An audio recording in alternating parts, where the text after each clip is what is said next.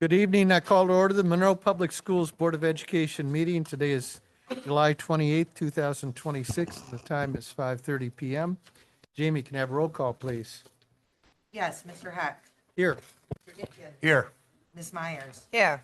Mr. Sabatini. Here. Mrs. Taurasi. Here. Mrs. Vincent. Here. Mrs. Williams. Here. Can we please stand for the pledge?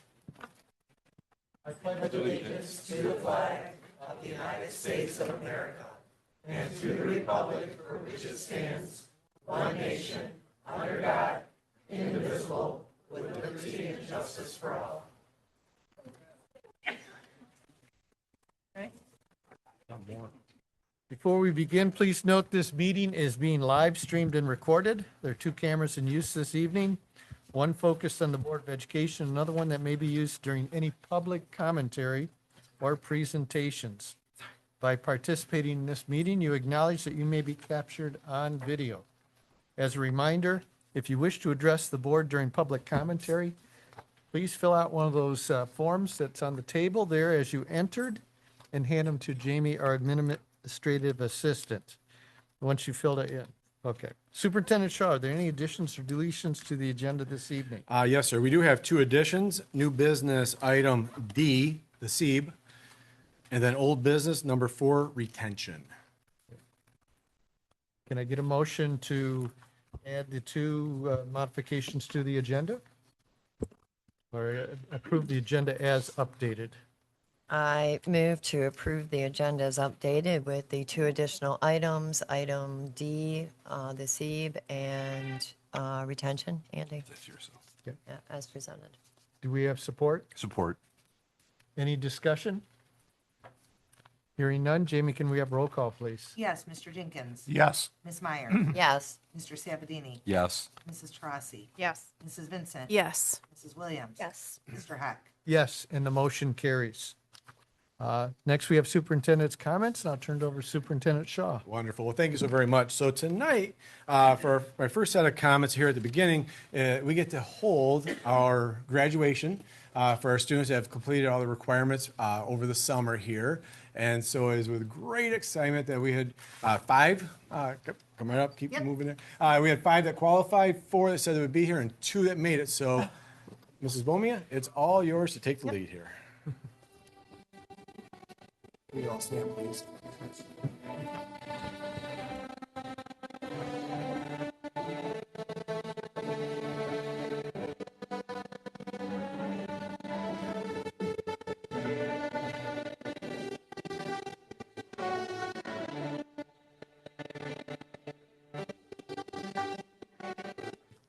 Thank you. Graduation is a time to celebrate, and we are so thankful to be here to recognize this particular group of graduates. Thank you for helping us celebrate this very special and important day for the class of 2026, their families and guests. I'm Mandy Bomia, Assistant Principal of Monroe High School, and it's my honor to welcome you to our graduation ceremony. We would like to recognize the hard work of the MPS staff who mentored these students to this exciting day, but especially our MHS teachers who chose to work over the summer break to provide this opportunity to our graduates. Thank you to our board members who are also here. We are grateful for your leadership so that we are able to enjoy the fullness of today. I invite everyone to silence or turn off their cell phones so that our full attention can be with our students.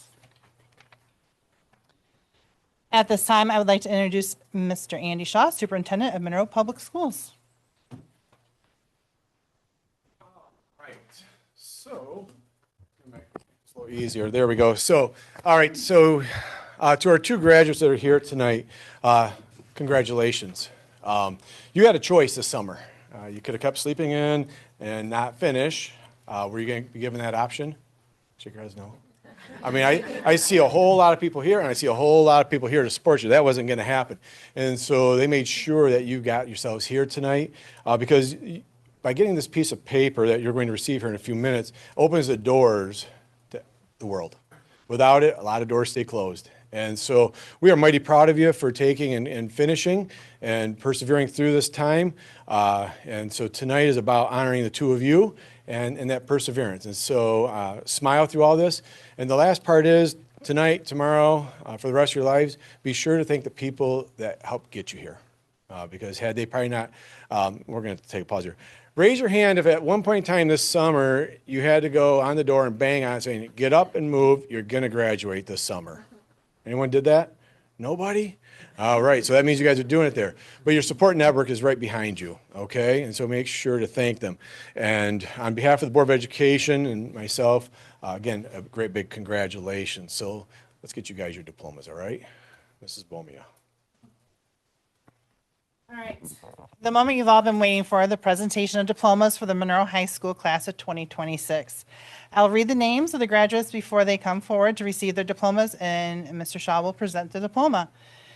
At the conclusion of the ceremony, the audience will be asked to stand and recognize the class of 2026. Thank you for cooperation. Thomas Brockway.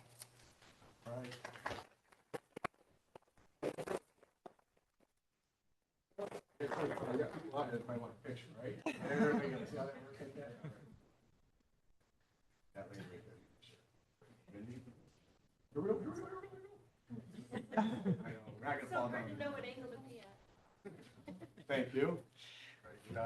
And Julian Jones. Thanks.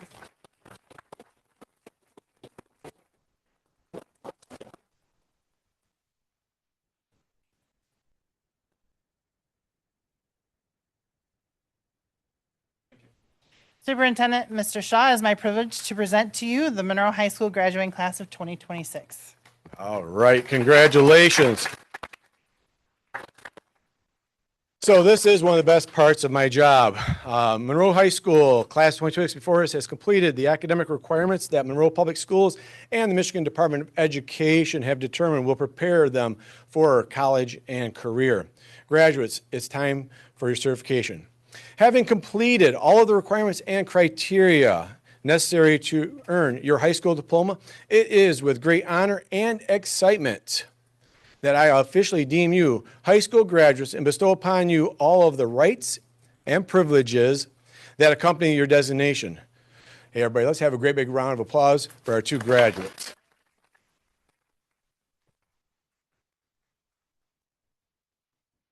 Our graduates have received their diplomas, have been certified as graduates, and now have only one class tradition left to do. Before turning your tassel as a class, I would like to thank everyone for sharing this moment today.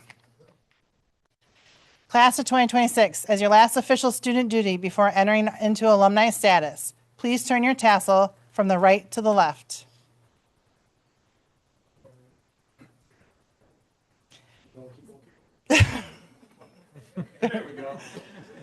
Congratulations and best of luck. Guests, please join our graduates for light refreshments located in that back conference room. On behalf of our entire school community, I would like to thank each of you for joining us. Please have a safe trip home and enjoy your rest of your day. All right.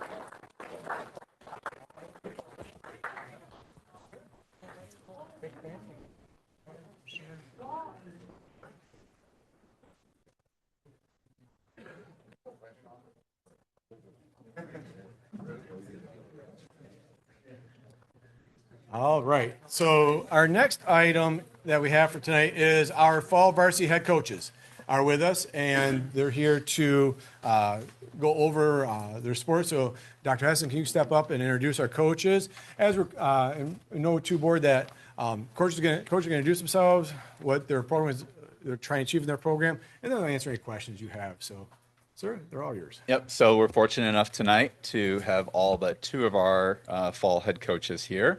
The ones that are absent, Todd Williams cross country, but Jim Davis is here on behalf of both of the boys and girls cross country teams. And then Azariah Durand for tennis was unable to make it. We have Aaron Doan, swim, who will come up. Kyle Reed, football. Ian Cook, soccer. Chloe Maurer, volleyball. Mariah Griswold, cheer. Jamie Schneider, and also our JV girls coach and head boys coach Eric Drummons is here to accompany her as well. So without further ado, let's have Aaron get us kicked off here for swimming. Good evening, everybody. Thank you guys for your time tonight to talk about sports. You don't have to beg me to talk about swimming, so I'm really excited to be here tonight. This will be my 5th year as the girls varsity swim coach. I'm in charge of the swimming and diving program and have some great colleagues that I work along with to do so. Some highlights for upcoming season. Our program is growing. It's been one of my main goals since I started. We have 20 girls that have been participating in our conditioning. So that's just started up over the last 2 weeks, and we're having a lot of fun, and they're doing really well. Last season, we had 18 total on our team, so that's why I'm talking about the growth. I know that once the season gets closer to starting, we'll get some more to show up. A lot of them trained over the summertime. We've got 5 freshmen, so that's a sign for our future of our program. So I'm really excited about that. And then another highlight for the upcoming season, we're going to work really hard. These girls are ready to do it and ready to have some fun. And we're going to improve on an 8-4 record. And I'm really proud to say that we're going to do that because that was a really good record last year. We're proud of. Vision and goals. I like to dream big. So top 10 in the state of Michigan for the Division I MHSAA. That's what I'd like to see this program be. I'd also like to see a 10-lane competitive swimming pool of which that we can have pay for itself, and it will house the best swim team you've ever seen. But to start, our immediate goals are, again, to qualify for the MISCA meet and to drive towards MHSAA state Division I cuts. We have some really talented kids. They swam this summer and qualified for state meet. One of them is here tonight. We had a lot of issues. We had some disqualifications because we can't dive into our pool. And so we had 3 false starts this week, that last weekend.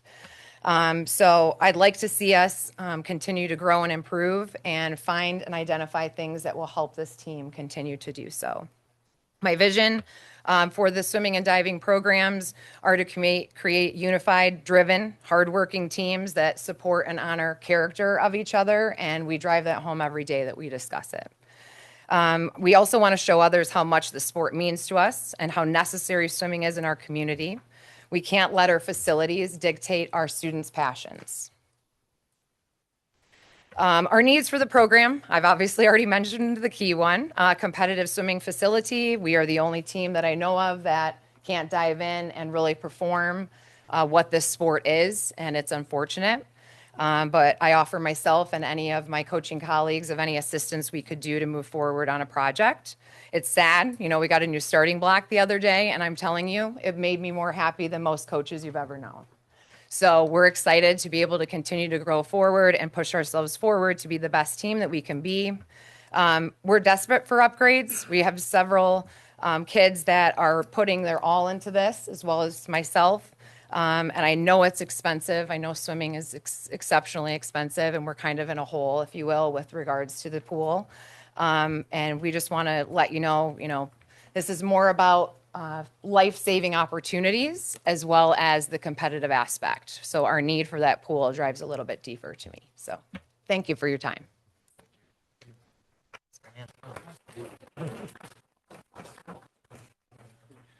Shout out to Erin, who's also going to be transitioning into physical education and health teacher for us here, which is very exciting to have her around on a daily basis. Yeah.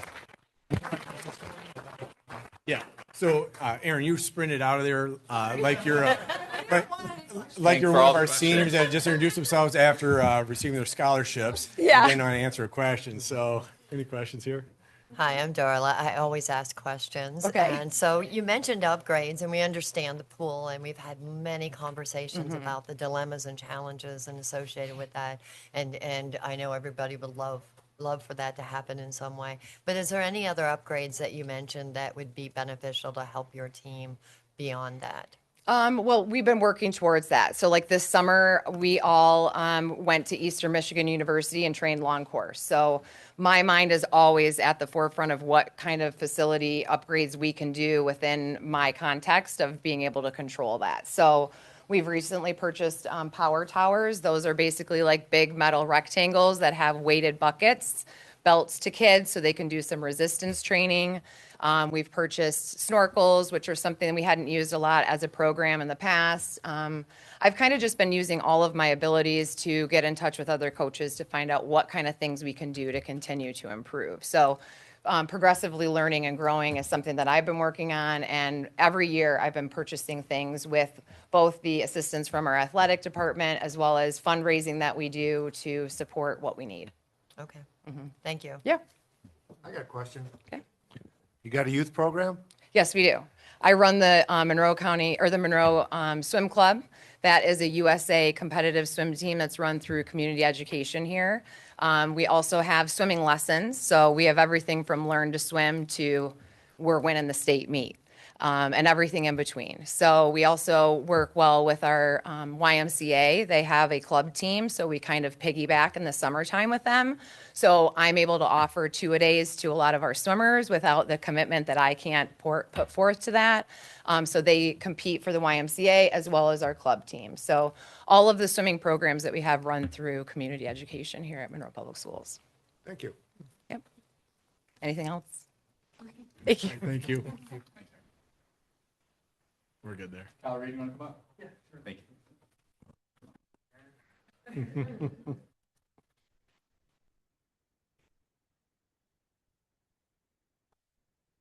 Just for a few highlights here, but okay. So my name is Kyle Reed. I'm the head varsity football coach at Monroe High School. I'm also our middle school athletic director and our community education director. Some highlights about this upcoming year. Personally, I'm really excited about the group we have. We have 12. When these seniors were sophomores, 12 of them started on our varsity team because of the numbers that we had at the senior level that year, and got a lot of playing time. Last year we had 6 down there that started, so we've been really young. So those kids getting up here and having that varsity experience is, I believe, will pay off for them. So I'm very, very excited for them. We have 5 home games this year. Our first home game is Military Appreciation Night, September 10th. So that's a great night that we celebrate. And then our last 4 home games, our last 4 games are home as well. So we have a Trojan Pride night that night, one of those nights, week 7, where we bring in our junior Trojan tackle football players, our junior Trojan cheerleaders, our flag football players. They come in and really celebrate that night for them. You know, one of our goals every year is to be in the MHSA playoffs. To find ourselves there. We work toward that. These kids every year, when the season ends, one of the worst days is for those kids is handing in that equipment and having that opportunity to be there and to compete at that level is something they work toward all off season. When I think about needs for the program, one of the needs for the program, and it's not just my program, I've kind of seen it more this summer than past summers, and it might be time to really take a look at having some type of athletic trainer presence in the summer months. Something that's never really dawned on me because we've never had that. We had a recent 7-on-7, and it was a school out of Ohio, and it was going to be one of those really hot days. And we're looking at our rules. We're like, we can cover it. Well, the Michigan rules are a little different, and they have a high school athletic trainer that said, nope, you can't come tonight. We ended up canceling because of the smoke and fog, the smoke that night anyways, but something that kind of dawned on me, and we've had a couple incidents where we had some players that we've had to attend to, minor little medical type things, but things that we don't need to be doing sometimes. I think about basketball out there at times, doing summer work. Everyone's doing so much summer work that didn't happen in the past. So just trying to push to that next level. Those are one of the needs. I'm excited for these kids. I have a unique spot with this senior class. Not only is my daughter in that senior class, so I know a lot of those kids growing up. I also taught at Custer, Waterloo, and Arborwood through those years. So my seniors and my juniors, I had them kindergarten, first, second, third grade through a number of years. So I've got to see them grow and come through the program and go through Monroe Public Schools. So I'm really excited about having them. Yeah, we just finished a 2-day camp, so the last 2 days we've been out there on the back practice field for that. So, yeah. Any questions? Kyle, how's your schedule this year? You're in a different league, correct? Or is that started yet? That's not this year. That'll be next Next year. We'll all be in that different league. So you still have to play Celine and Dexter and some of those? Yes, we still get to. Yes. Yes, we do. So, yeah, it's the same schedule we had last year. I refer to that I don't care if they're watching. That's the yellow school to us. So they, yeah, it's the same schedule we had last year, just a mirrored image. So home and away is the exact same as what we had last year. So we open up at Plymouth High School. So Okay, so do you still do two-a-days and serve spaghetti? yes, yes. So we actually do. That's August 10th. We have a Mothers Club booster group that comes together, and they serve the kids all those two-a-day lunches. And even today at our camp, they came out at 2:00 and brought them watermelon and Gatorade. So it's really nice to be able to rely on them to come out and take care of those things for our players. So we make sure our kids respect that and understand that and clean up after themselves and do all those things that they should be doing. Something about middle school I heard back here. Yes, yes, that's a good point. So with the sale of Navarre Field, we've moved the middle school football program out to the high school. So we weren't sure if we were going to be at Kanchurk, we were going to be at the high school, where exactly we were going to be. It made more sense logistically to be at the high school. So we'll be busing them to the high school. The old lockers that were in Kanchurk were moved over to the high school because that locker room wasn't being used for all these years. And there's 82 lockers there for the middle school football program. We have a storage room and a back PE locker room for them. They'll get bussed over. They'll practice on what is our old football practice field. And it's going to be nice because being a head coach, I can bring those kids over, let them watch 10 minutes of high school football practice of what it should look like, and even have our kids going down there and help. The last 20 minutes of their practice, send a couple seniors down and get them that leadership experience to do that as well. So I'm really excited about having them out there and being with us out there. How did the sixth grade, because I know when we moved to Kantrake, there was opportunity for sports there. How's that flowing? Yeah, so our sixth graders have the opportunity for middle school sports. It's growing. We had a number of we had some track athletes that joined in this year. We did have some swimmers. Kind of each sport had one or two, but those are only the individual sports where we had them join us: cross country, wrestling, swimming, and track. Okay. So unless we don't have the numbers for if we don't have enough girl basketball players, we would dip down and get another. We actually had a sixth grade girl because I think we had 12 girl basketball players in seventh, and we knew there was one in sixth that she probably needed to start playing with us, and so we were able to get her with us and playing and getting her that experience. So, yeah.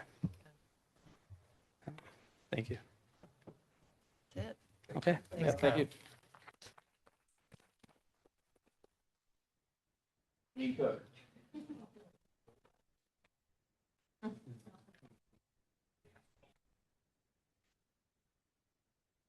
Okay, good evening. As you know, I'm Ian Cook. I'm the boys' varsity soccer coach.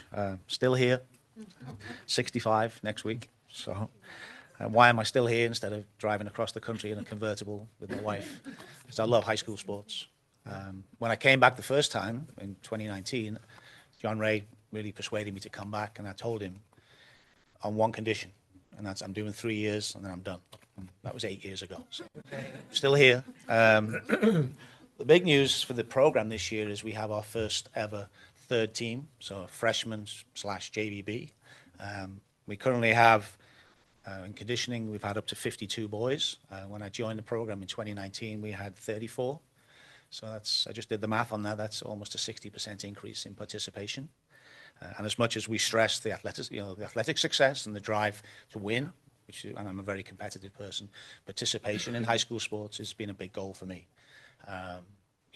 I think I read somewhere 70% of kids quit sports before they even get to high school.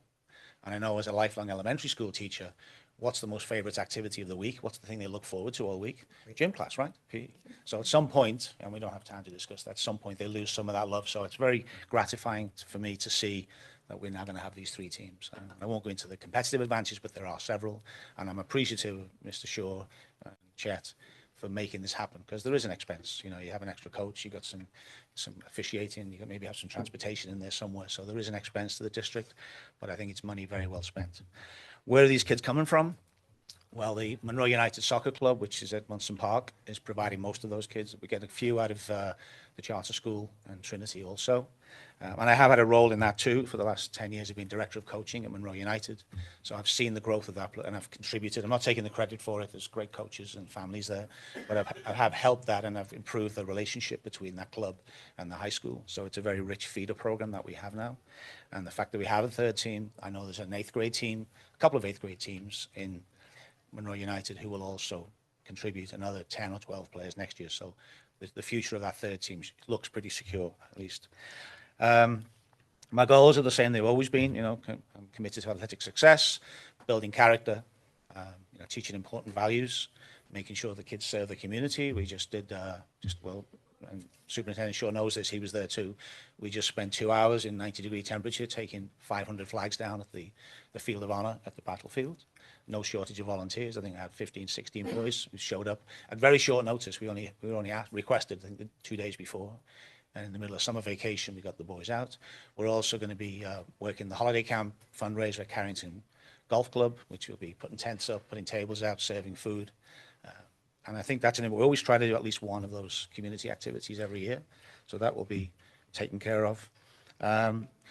Talking of anniversaries and years, this is the 40th anniversary of the Monroe High School soccer program. Back when it started, it was a co-ed program, I believe. And we're going to have a special alumni game on the 8th of August. We moved it to Saturday night, so we're going to put the floodlights on. We're actually having 2 games. We're having what I'm calling a Legends game, which is for the over 35s. And they're going to, because they don't come. When they get to a certain age, they stop coming because they don't want to play with the recent grads who are 19, 20, 21. So we'll call it the Legends game. And we've had some response. We've got about a dozen guys coming back. Some of the old coaches are coming back. And I even found one player who's a parent of a Monroe United player who was on the 86 team, and I'm trying to get him to come back. And he actually sent me a picture of his original jersey. So he still has the jersey from 1986. So traditions like that are important to me, and I think that also helps build the program, build the visibility of the community. As far as the season, we have a very full schedule for all 3 teams. We've got some nice tournaments that we're going to take them to. We're taking the varsity boys, plus a few of the JV, 20 boys in total, to Boyne. You won't know this, but a very prestigious preseason tournament. Now, the most prestigious is the Boyne tournament. There's 3 of the 4 state championships from last fall are going to be participating.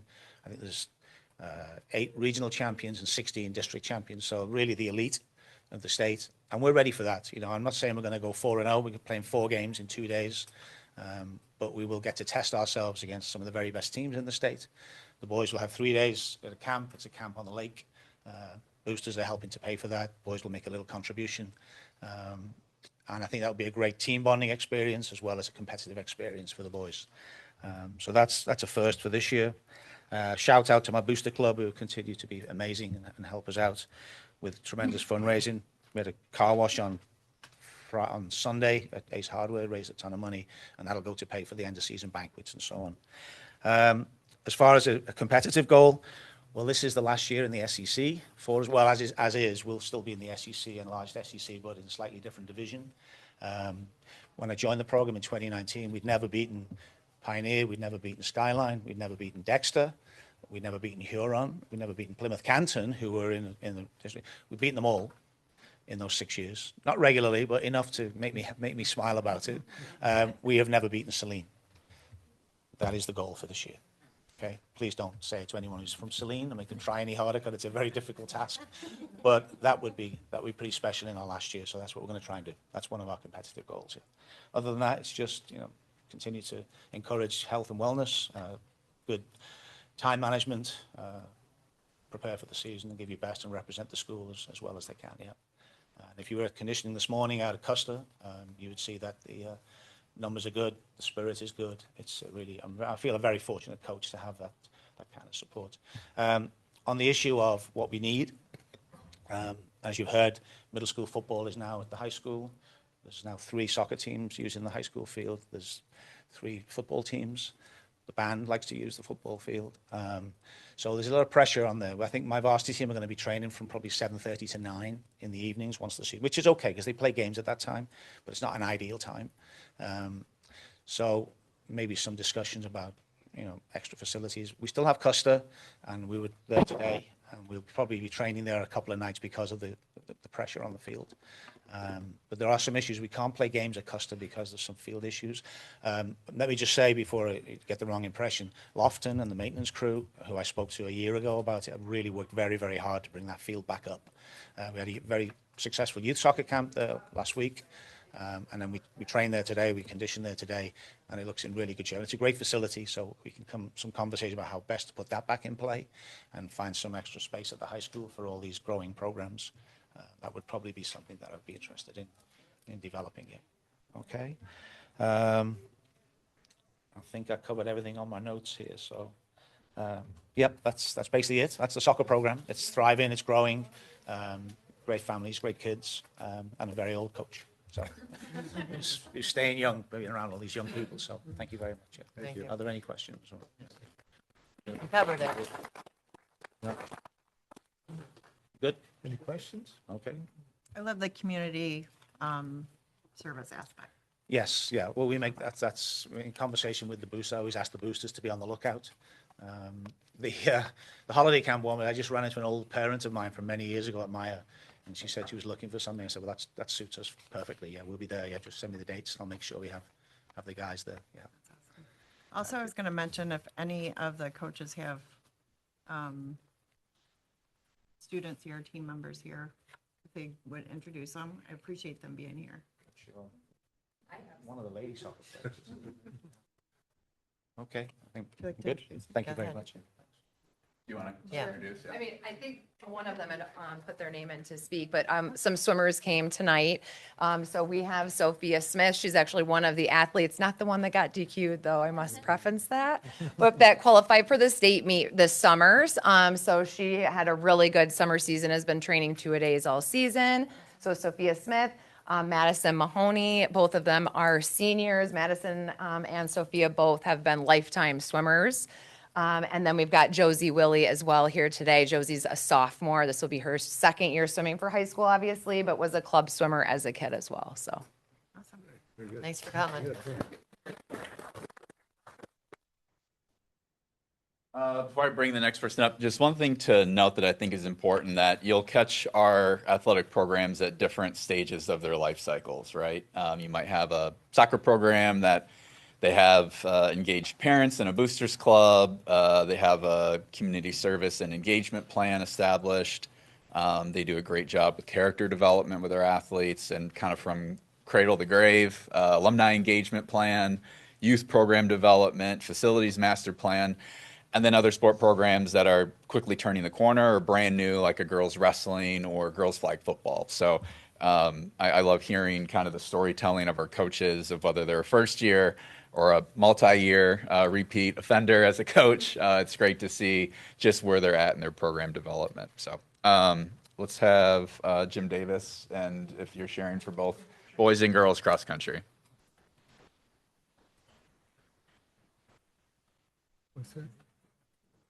All right. I saw a lot of people have cheat sheets. I left mine at home on my table, so my wife will get to read that when she gets home.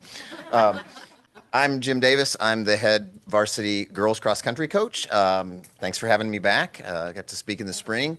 Todd Williams, who is the boys coach, could not be here tonight, so I'll kind of share for both, which a lot of what he's doing has really brought some excitement into our programs. So I'll focus on that as well. Starting with our program highlights, I really started in the spring. Todd kind of spearheaded the idea of the Olympian Mile at our elementary school buildings and at the middle school, and I was able to get a day off to go help with the one at the middle school. So the kind of the starting point where we're at is trying to build interest and excitement among younger runners. So that was kind of the key and focus, having a race around the school, and then having prizes for winners, and then giving camp information and things like that out to the students that participated. And so our goal for that is to keep expanding that and giving more and more opportunities, and then trying to help those students see that there are clubs and programs at young ages that they can get involved with and hopefully find a joy of running. So that was one of the first things. Other highlights from the summer, we've been doing our summer conditioning all summer. So there's been a nice group of boys and a group of girls. I think I've had anywhere from around 5 to 7 or 8 girls there. They've been working really hard. As far as opportunities for young people, we've done 4 different camps for youth of various ages. So I know Todd's big one kind of encompasses everybody. Given Monday or Thursday, we have around 50 athletes out there. So that's been exciting. And in addition to just kind of helping him with that, I often just get out there and run with the kids. So that's been a lot of fun for me. I also did a couple of mini camps a couple of weeks ago for girls from 5th to 12th grade and another one, a co-ed from kindergarten to 4th. And so I had a lot of fun with those as well. And honestly, the kids had a good time and really enjoyed it. And so that's really what it's all about, is providing these opportunities in our district and helping the kids have fun. Our goals and highlights are for the upcoming season. We have a nice schedule. Of course, we're looking forward to our regionals on October 31st, and then the state meet the following Saturday. But kind of the big thing on our schedule is the Bork Invite. So I just want to make sure that everybody's aware of that and come out there and have a good time. Encourage your family members, kids, grandkids, parents, whoever, to take part in the race. We have an open race that's open to everybody, and that usually honors Sean Brady, so a former student who passed away. And so it's a great event. The one thing that will be different this year is the location, because we every so often are going to have a situation where we overlap with a soccer tournament at Munson. And so this year it's going to be at the fairgrounds. And so we're putting that together. The schedule should be exactly the same, just a change of scenery. So hopefully people will think about coming out there and supporting our teams when we're out there. As far as program needs, I think we're doing well. We're talking about raising awareness and building up our numbers. But from a coaching standpoint, right now we have a vacancy for our middle school coaching. So what that means is we don't have a middle school boys or girls or co-ed cross-country coach. So that puts us in a disadvantage as far as trying to build pipelines of athletes. We need to do something about that. One thing I do remember from my days coaching softball is how honestly low the pay is for those jobs. That if we had people who were not teachers or educators, they made quite a bit less for doing those jobs, and sometimes that pay is just not enough to build program continuity and coaching continuity. And I know in softball, we pretty much started relying at the middle school level on a parent that would be willing to coach for 2 years, and we would kind of do the looping model like you would do maybe in the elementary schools, where a coach would coach 7th grade 1 year, 8th grade next, and then we'd find others. So that's something maybe to think about, either possibly evening out the pay between, hopefully in the good way, between the teachers and non-teachers, but also just that a longtime coach can really also build interest within the school and help the program. So that would be a need. As far as our vision, our vision is to provide a safe, fun, enjoyable experience for our athletes, help them to build relationships that they'll keep for the rest of their lives, and also be able to feel better about themselves from the improvements they make in their condition and their confidence, and hopefully compete with anybody around. That's our goal, is to just keep increasing our competitiveness with the program. So with that, if there's any questions. I love seeing the Facebook posts. Oh, yeah, Lots of kids yeah, out for there. sure. That's not me, but no, there are. I'm not a Facebook wizard, but all right. Well, thank you again for Thank you. listening. Thank you. In addition to numbers increasing at the youth level for running, very accomplished runner himself, Jim, obviously many of you know, not Todd being local, but having 2 Division I runners, and Jim just ran a under 3 hour Boston Marathon himself. Wow. So Under yeah, 3? very accomplished. Under 3? You say under 3? Yeah, Wow, it's cooking. that's cooking. Yeah. Mariah, why don't you come on up? Mariah Griswold, cheer. Hi, my name is Mariah Griswold. I graduated from Monroe in 2016, and now I'm back here as the varsity cheer coach. We've only been in season about a month, so I still have a lot of learning to do. So my speeches are going to be a little bit shorter than everybody's while I'm still learning the rope, but bear with me. So some of the highlights already include that when I got hired in, I did a meet and greet with around 50 athletes, I would say. Chet was in the room, and I asked how many athletes in there were interested in cheering in college. And I had one athlete out of that 50 half raise her hand. 2 Sundays ago, I took 9 seniors to Madonna University for a college recruitment clinic. And now I have had 6 seniors be recruited by different colleges. Today at our practice in the morning time, I did have the University of Toledo coach come to our practice, and she worked with the athletes, and it was amazing. So we're definitely seeing a lot of athletes now having interest and like kind of pushing the boundaries. I was just texting one. She's texting me about setting up a time to take her to Davenport so that she can work with Davenport. As far as visions and goals, even since I cheered here in 2016, I feel like the program has been a little bit small and not as competitive as a D1 cheer program should be. So my goal is to continue to build confident athletes and offer them as many opportunities as possible for college recruitment and scholarships. Because for those of you who aren't aware, you can get scholarships for cheerleading in college, including full rides. As far as needs, I did bring in a tumbling coach this year, and that is very new to the program. For those of you who don't know what a tumbling coach is, they are spotting skills. They take a bunch of classes, they are spotting flips, essentially. So what you would see in gymnastics, because coaches should not be doing that themselves, it can become a safety violation. You deal with a lot of broken arms if you don't know how to spot certain skills. And as you can imagine, paying weekly for a session can tend to add up for these athletes. So if we could look into fundraising a bit on the athletic department for setting money aside so that we can help parents with the costs of that. To put that in perspective, I have 15 seniors, and one of those seniors can do a standing backflip, which is typical to get recruited in college. That is pretty much all I have. I'm super short and simple. I also am bad at speaking publicly, so bear with me. But does anybody have any questions for me? So I kind of ask everybody the same thing. Do you have any things that you think you need that could benefit your program or help from us? Honestly, coming in, I think you guys have a lot. I think we have 2 sets of mats, which is plenty.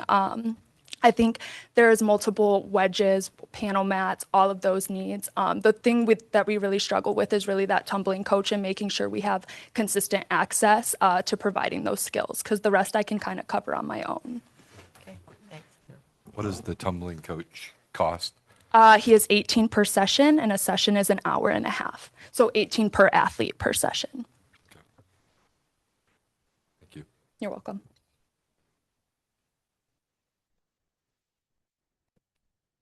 We have to write stuff down. Yeah, I was giving you time, don't worry. I don't have anything else. Any other questions? No. Thank you. Thank you. Nice meeting. I'll add an item onto cheer. One thing that is a growth opportunity that isn't necessarily a fall problem all of the time, but with wrestling in particular, we sometimes wind up with log jams space-wise without having a wrestling room or a separate cheer room. Sometimes they wind up practicing together inside of the commons. Oftentimes that winds up being on a basketball game night as well. So we can have a lot going on in a space, and not so much cheer, but wrestling. They're sweaty, they stink, and it's the same place where we eat food the next morning. So, something to think about in terms of spatial needs. And one thing that I can appreciate about Mariah very quickly, programs sometimes need a fresh shot in the arm, and she's provided that this summer. We not even reluctantly, happily have to add 20 new uniforms or so because we've had more participants come out for cheer. So similar to how we had wrestling 2 years ago, and an increase of 20 to 25 with some changes we made there. We've seen a lot of participation increases with Mariah coming aboard. Let's have Chloe Maurer, volleyball, come up.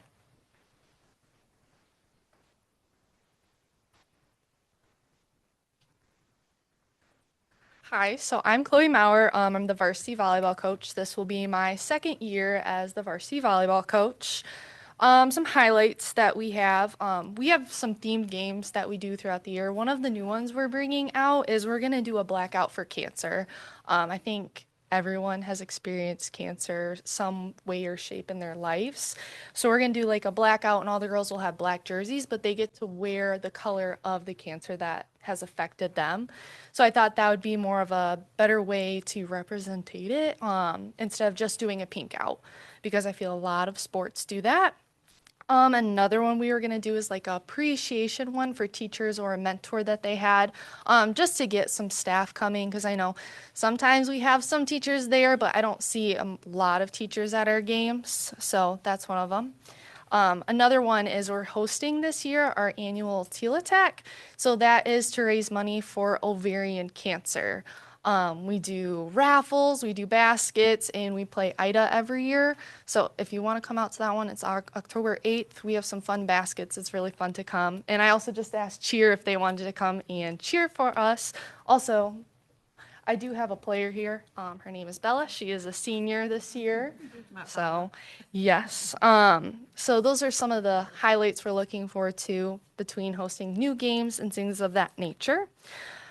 Some goals we're looking forward to is building up our program more. Obviously, this is my second year, so I'm still trying to do new things. One big thing I did last year was right after tryouts, we did two-a-days.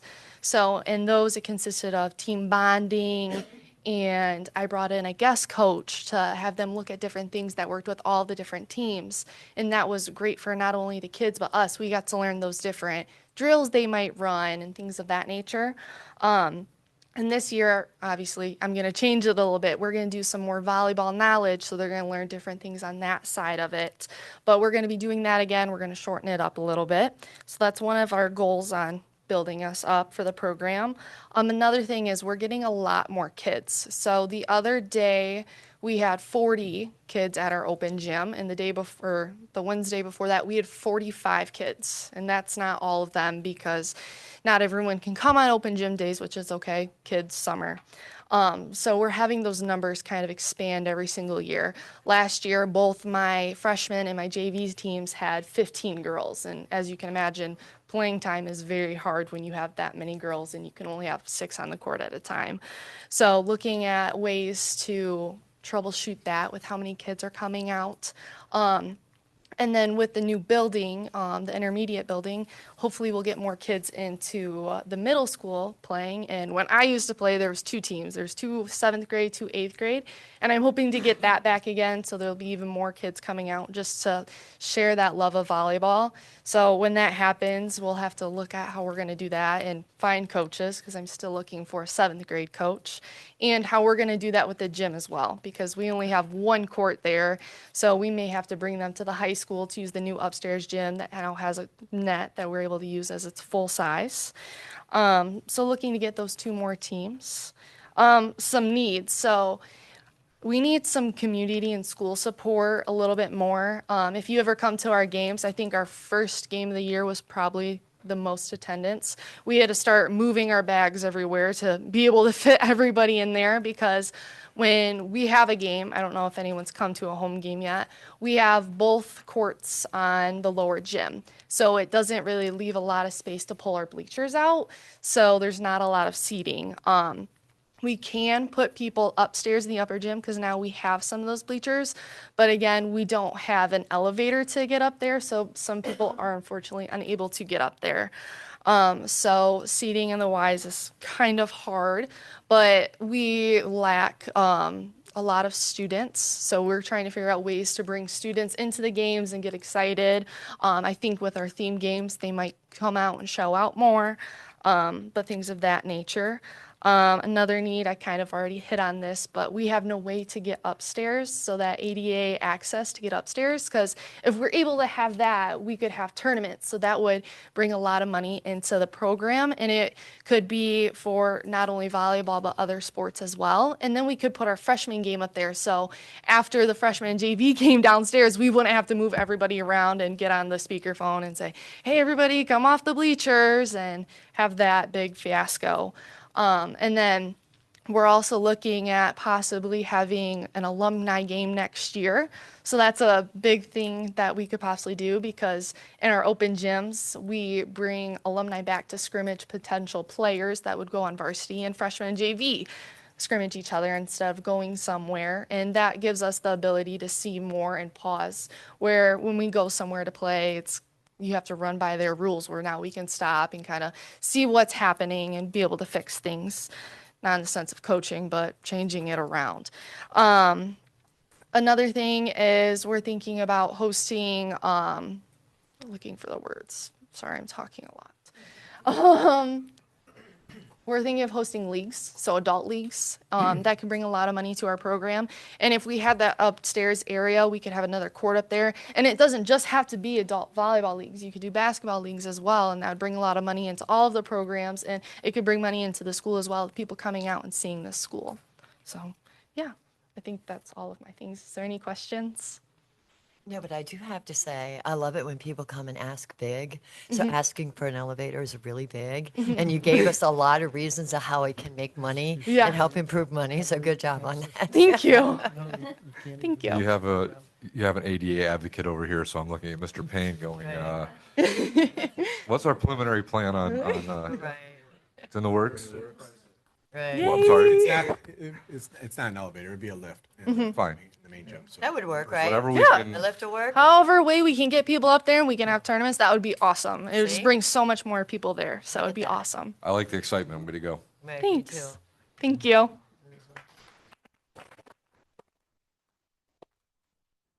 For a little bit of added context on what happens in the gymnasium between a freshman and JV game and then the varsity game. So to Coach Mauer's point, the two gyms are being played at the two courts are used at the same time on the lower gym floor.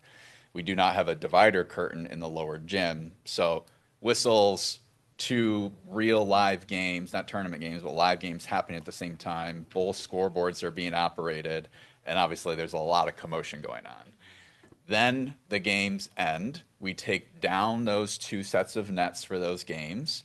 We put up the main court gym net as this is all happening. Teams are trying to leave or adjust what they're doing on the court. The varsity teams are trying to get into the gym space to warm up. Varsity parents and fans, and usually that's when the larger crowds for the student section are entering. I'm oftentimes running around with a microphone begging people to get out of the way so that we can then hold the button and pull the bleachers out and wait 3 minutes for each bleacher to pull out all the way, and then we can invite patrons back into the bleachers to have a seat, at which time the varsity teams can begin their warm-up. So unlocking the ability to use the upper gym for freshman games just for competitive nights, not to mention what she was referencing regarding tournaments and club volleyball rentals and adult gym access and those sorts of things could really unlock a lot of it. But the high school competitions alone would go a really long way with having access to the upper gym. Jamie and Eric, are you accompanying her as well? All right. Jamie Schneider. Eric Grubbs. I gotta appreciate that. Okay, so hi everyone. My name's Jamie. I'm the varsity girls and JV boys golf coach. And like Chet mentioned, this is Eric. He's the varsity boys coach and the JV girls coach. So we kind of flip flop for each one of our seasons and help each other out. So we're really excited about our upcoming season. Eric and I are both alumni of Monroe. We're alumni of our program. We have a lot of heart for these kids. This program raised me. It's why I wanted to come back. And when D-Ray asked me to come back, I was ecstatic. And then Eric came on last year. We're going on our third season together. So we've seen a really big increase in girls who want to play golf. My first year, we went from 12, and then we dipped down to like 5, and then we've kind of been all over the place. We're sitting at a solid like 10 to 12 now. We're coming off a really solid season last year with some big wins. We beat Ann Arbor Huron and Saline last year. We sent a girl as an individual qualifier to the MHSAA Division I state tournament last year over at Grand Valley. So we're really hoping to have another great regional show out and move forward with that momentum this year. We have a really solid lineup returning. We have 4 girls who are going to be 3- and 4-year varsity players, one of who was in the top 8 players of the SEC Red last year, which is a big accomplishment. with the red division that we play in. So we're really hoping to develop some of those newer girls to fill that 5th and 6th spot. So with golf, you field 6 girls for a varsity event, and then however many you can fit for a JV on a golf course. So we're really looking to fill those 5th and 6th seed spots. We've been working with Coach Brad as the strength and conditioning coach, and we've incorporated weekly yoga with our girls to help with their balance, not only on the course, but also their mental health and everything like that. What we're looking for is to, build a welcoming environment for our girls, for any skill level. If you've never played, if you got golf clubs, come on out, even if they're a mismatched set. I've given my old clubs to some girls because they show up with mismatched sets. We'll make it work. We'll make it happen. But we also want to develop, great young women who we're really preparing to put out into society and put into college and all of those different ideas. Another really big thing we're excited is it's our turn to host the annual SEC tournament. So we are going to host all 14 SEC schools at our end of season tournament. So we're really thankful that Sandy Creek is going to host that because we cannot host that at our home course per the SEC Constitution. So we're really grateful for Monique working with us and getting that tournament set. And we've had that planned since about January with her. In terms of improvement, we're working on purchasing new bags right now for both our boys and girls teams. So we share some of that equipment to offset our costs there. So we're looking for new bags. Our last ones got pretty destroyed. So we're working with Sun Mountain, which is a vendor we used this past year to buy the girls a set of push carts. Our girls are very dramatic and they will not carry their clubs. So we purchased a set of push carts from Sun Mountain. So we're looking to purchase our bags from them as well.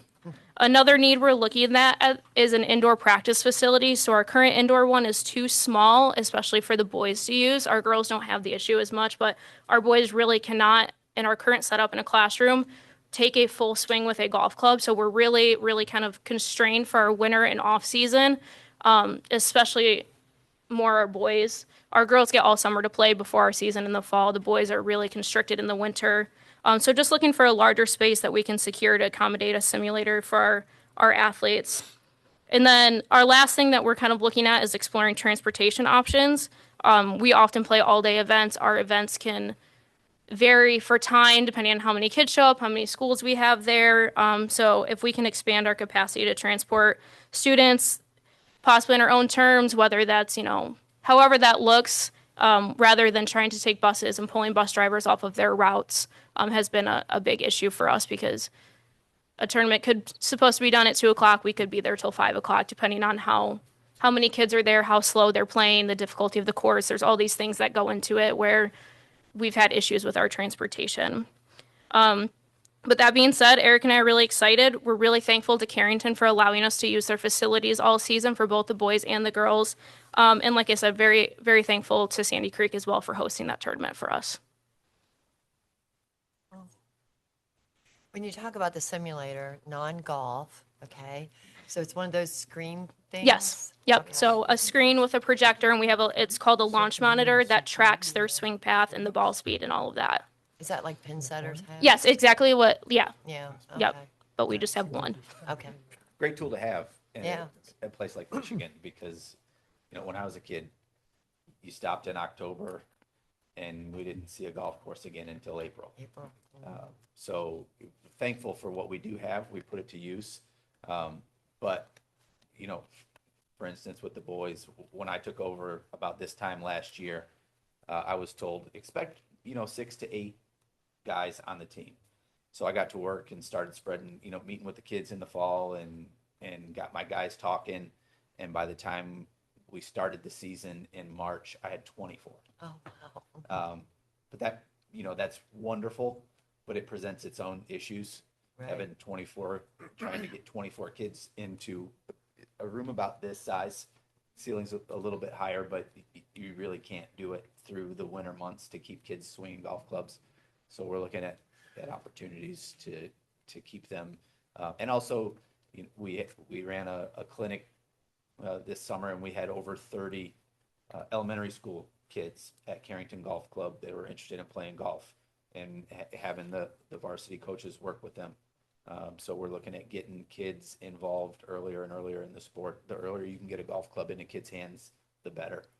So I would love to see a facility out at the high school where we could invite those young kids sometimes in the winter too to keep them swinging golf clubs and keep them interested in the game. That's how we build a strong program in the future is get these kids started young.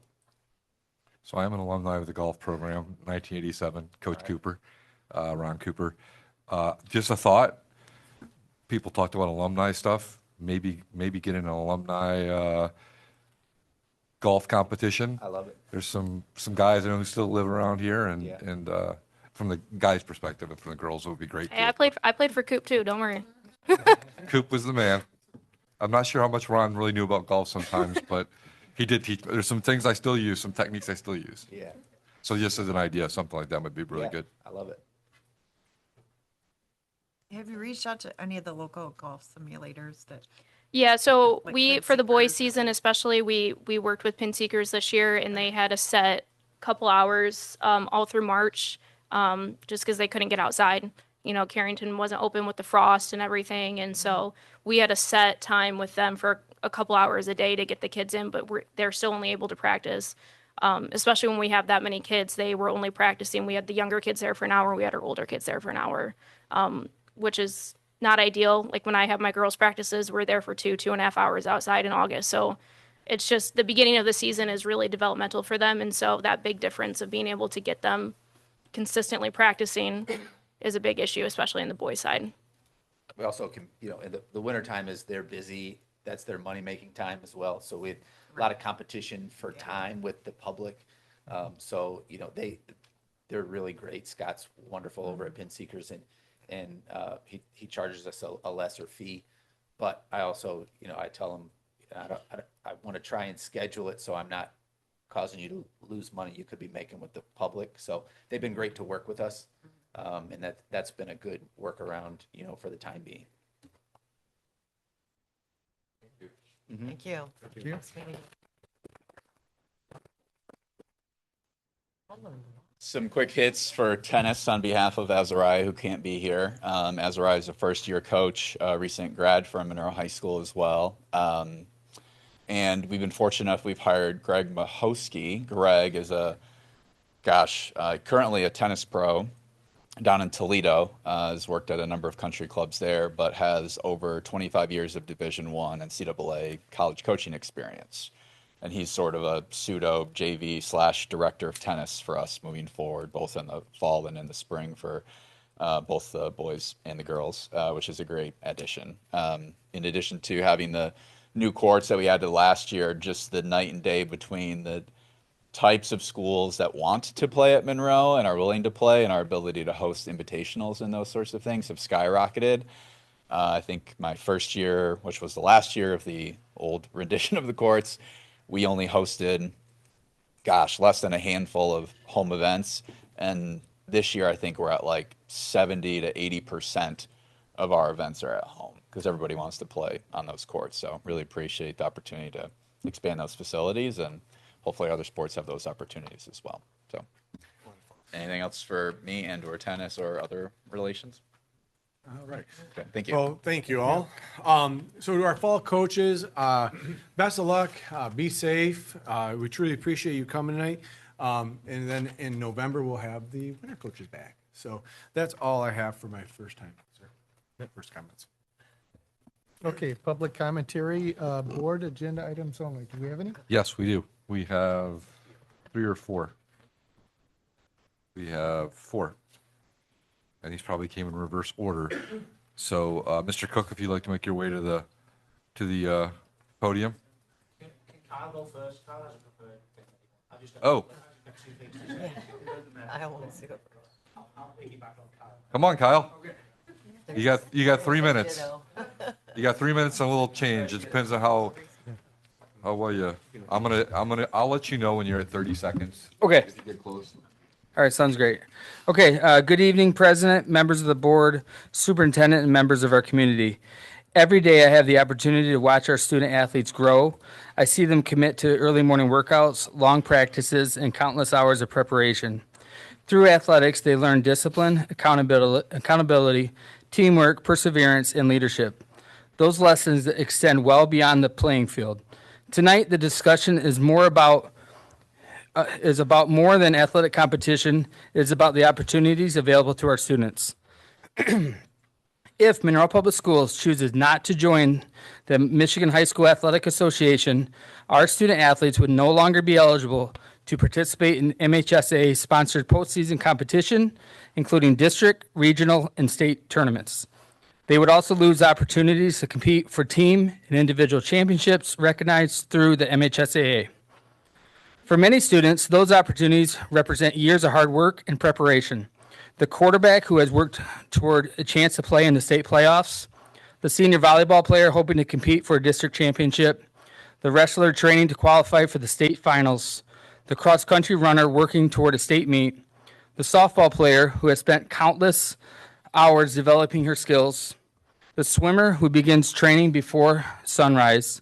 Those opportunities would no longer be available through Monroe Public Schools if we are not members of the MHSAA.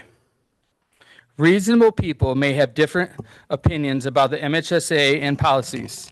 I respect that those discussions are important. However, regardless of where we stand on those issues, the direct impact of not joining the MHSAA would be felt by our student athletes. These students did not create this issue, but they would experience its consequences. As coaches, we ask our athletes to commit themselves every day. We ask them to work hard, support their teammates, represent Monroe with integrity, and persevere through challenges. They have done their part. I believe we should continue providing them with the same opportunities available to student athletes in the MHSAA member schools across our county and Michigan. Throughout my coaching career, I have learned that students often remember more than scores and records. They remember the relationships they built, the lessons they learned, and the opportunities to compete alongside their teammates. For many seniors, postseason competition is a culmination of years of dedication. If the opportunity is unavailable, it cannot be recreated later. There is no alternative to the MHSAA postseason play. Tonight, your vote is about whether Monroe Public Schools will continue to provide our student access to the opportunities that come with the membership. A delay in this vote puts our kids and families at risk by not having catastrophic and concussion insurance coverage that is provided by the MHSAA, especially on our official start date of August 10th. On that date is when our season officially is set to begin for all fall athletics. I respectfully ask you to vote tonight to join the MHSAA so that our student athletes can continue to compete, pursue their goals, and represent Monroe Public Schools at the highest level available through interscholastic athletics in Michigan. Thank you. Thank you, Kyle.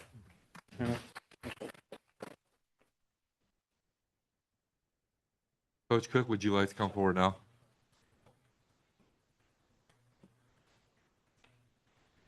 Okay, so I've been busy conditioning and I wasn't aware of the discussion that you had last week and it was brought to my attention this afternoon. So, yeah, postseason's a big deal.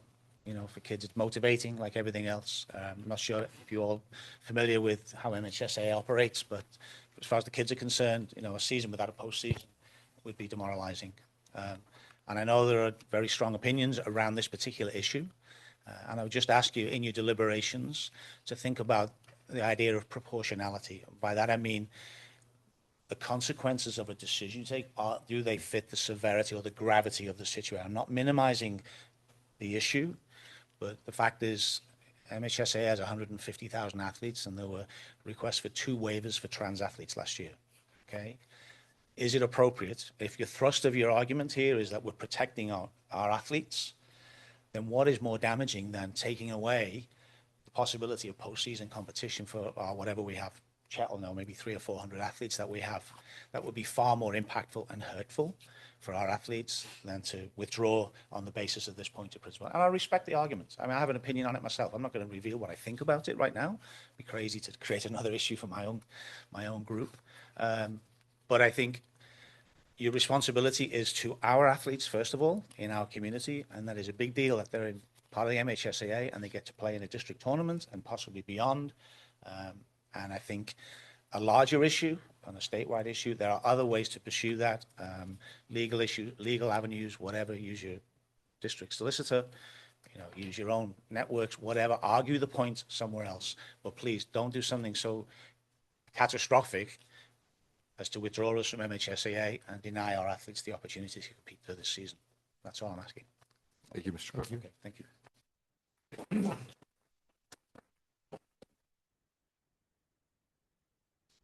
All right, Madison Mahoney. Madison is my next door neighbor, so I'll give her a few extra minutes maybe. Hello. It's good to hear you talk. I urge you guys to vote to join the MHSA. The last 12 years of my life, I have dedicated to swimming, and not being a part of it would prevent me from having the opportunities to compete. And I don't see a life where that's worth it. I strongly request you guys to all vote to join the MHSAA, and especially because I have been so excited to work with Coach Joan to swim and make amazing times with her. Okay, that's it. Thanks, Madison. Thank you.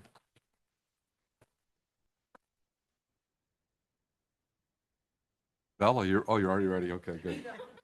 Come on. Good evening, members of the board, administrators, coaches, families, and fellow students. My name is Bella Reed, and I'm a senior at Monroe High School. Over the past 3 years, I've had the privilege of representing Monroe as a 3-sport athlete in volleyball, basketball, and soccer. I also hope to continue playing soccer in college and eventually become a teacher. If I choose to stay in Monroe, I'll be a 4th-generation educator here. Last year, my volleyball team unexpectedly found ourselves in the national spotlight. I know the issues surrounding that attention have created strong opinions to our community, and I respect that reasonable people can disagree, and I understand that there are sincere perspectives on all sides. But tonight, I'm not here to debate those issues. I'm here to ask one thing. Please keep Monroe in the MHSAA. For student athletes, the MHSAA is about opportunity. It's about competing with your teammates for something bigger than yourself. It's about the chance to play in districts, regionals, and if you're fortunate enough, for states. As a sophomore, my soccer team won our school's first district girls soccer championship. That is one of my proudest moments in life. It wasn't just about a trophy. It was about months of hard work, trusting each other, and accomplishing something together that we'll remember forever. Then during my junior year, I missed most of my basketball season and my entire soccer season because of knee surgery. Watching from the sidelines taught me that every season is a gift. As athletes, we only get 4 years, and sometimes injuries make that shorter. That's why every opportunity matters. Leaving the MHSAA wouldn't just affect me, it would affect every current and future Monroe athlete who dreams of competing in the postseason. Sports have shaped who I am. They've taught me resilience, leadership, discipline, and how to work as part of a team. These lessons are one of the reasons I want to become a teacher. I'm currently in Monroe's Careers and Technical Education program for future educators, and outside of school, I spent 4 years, which is 8 seasons, coaching youth soccer through Mesa. I've also coached community education indoor volleyball, refereed community education indoor soccer, and worked youth soccer and basketball camps. I love helping younger kids develop confidence through sports because I know firsthand what athletics can do for a young person. Every time I coach, I see athletes who dream of one day wearing a Monroe jersey. They dream about playing in a district championship just like I did. I hope those opportunities are still there when they get to high school. I know the sport has difficult decisions to make, and I appreciate the responsibility that comes with serving our community. But I respectfully ask that whatever disagreements exist, the students don't lose opportunities we spent years working towards. When this meeting ends, the conversations will continue, but tomorrow morning, we'll still be the students wearing Monroe across our jerseys. Please let us continue to compete alongside schools across Michigan. Please let future athletes experience the excitement I did of chasing a district championship. Thank you for your time, for listening, and for considering the voices of the students whose futures are directly affected by this decision. Thank you. Thank you, Bella. Thank you.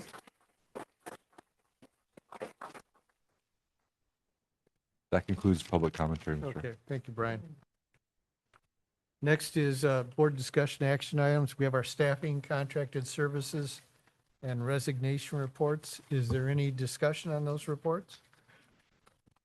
Yes, I brought it up last night about the hires and the pre-teachers and whatnot. So on this report, I believe there's 7 new teacher hires that are dated for August 15th to 25th, I think. I might be looking at the wrong one, but are they part of the budget changes, or is that concluded in these new? So as we had shared before, any staff that's being hired right now was part of our budget. So there's no new positions being added with into this coming school year that was not already built into the budget was passed in the end of June. So these are positions right here that are filling vacant positions that we have. And that was due to the resignations and retirements? Yes. Okay. Yep.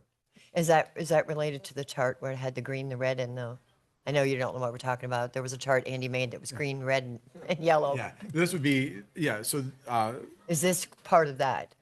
yes, this is, so these positions are filling, I guess I'm trying to figure out how. Because on that chart, it said, you know, how many number of each of Yes, those. so part And of were the- there any changes? So Nope, so. are these included? If I go back to reference the chart, this. The commitment to, for example, on this new teacher hire tonight is many elementary teachers. We have 97 slated elementary teachers for this coming fall. Right. And this is to help fill those open positions that we had of those 97.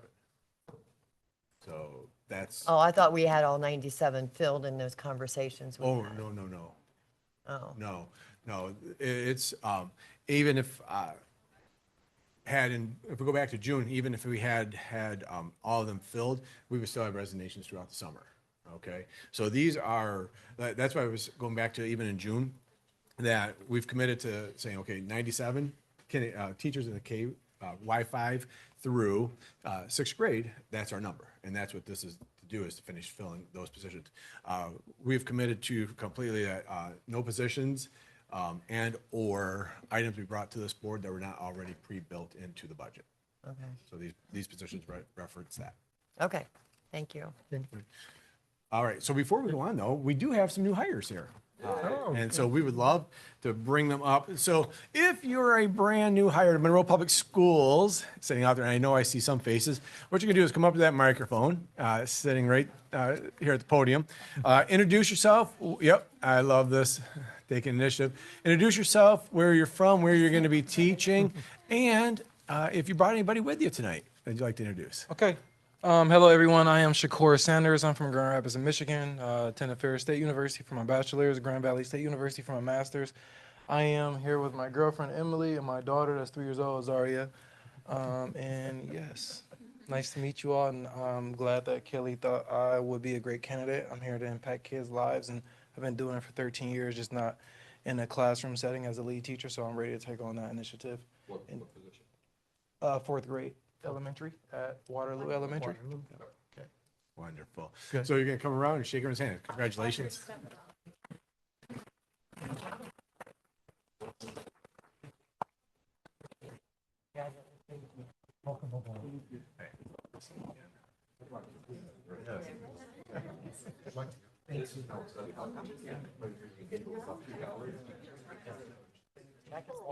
Okay. Hi, I'm Kennedy Stone. I actually just moved here from Kentucky, so pretty new. I taught third grade last year, but I'll be teaching first grade at Custer. So that's me. Welcome. Thanks.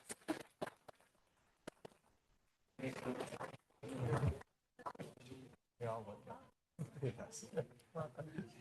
Welcome aboard.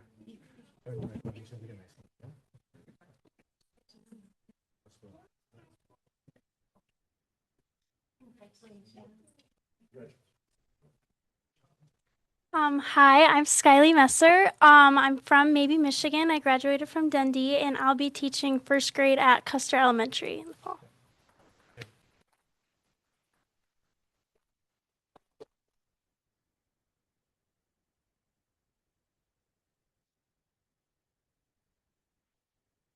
It was nice you all came. It was nice you two came. So it was wonderful about, right after the 4th of July, we had a meeting set up, and so I was able to meet our newest teachers, and it's exciting, young, fresh, but they're excited to get started. And then thank you to you two for coming tonight and supporting our new staff. It's a wonderful time right there. And what I'm really impressed about too is a young man from Grand Rapids and another one, then you said from Kentucky. So, you know, it's wonderful to have a variety of people. And then we truly appreciate you all coming tonight. And you're more welcome to stay for the whole meeting. Know that you are 1 month away from school starting. So, quick little perspective. Thank you all. Bye.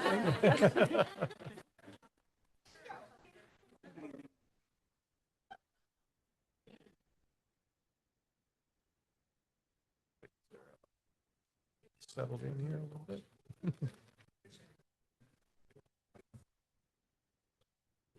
Okay, next is our consent agenda. Are there any items the board members would like to have moved off the consent agenda and moved to new business? Yes, I'd like to move item 2A from the consent agenda, which means the total consent agenda is being removed. Okay, do we have support? Support. And I don't, do we need to, I don't remember, do we need to vote on it or no? No. Okay, so we're moving 2A, which is basically the whole thing. Okay.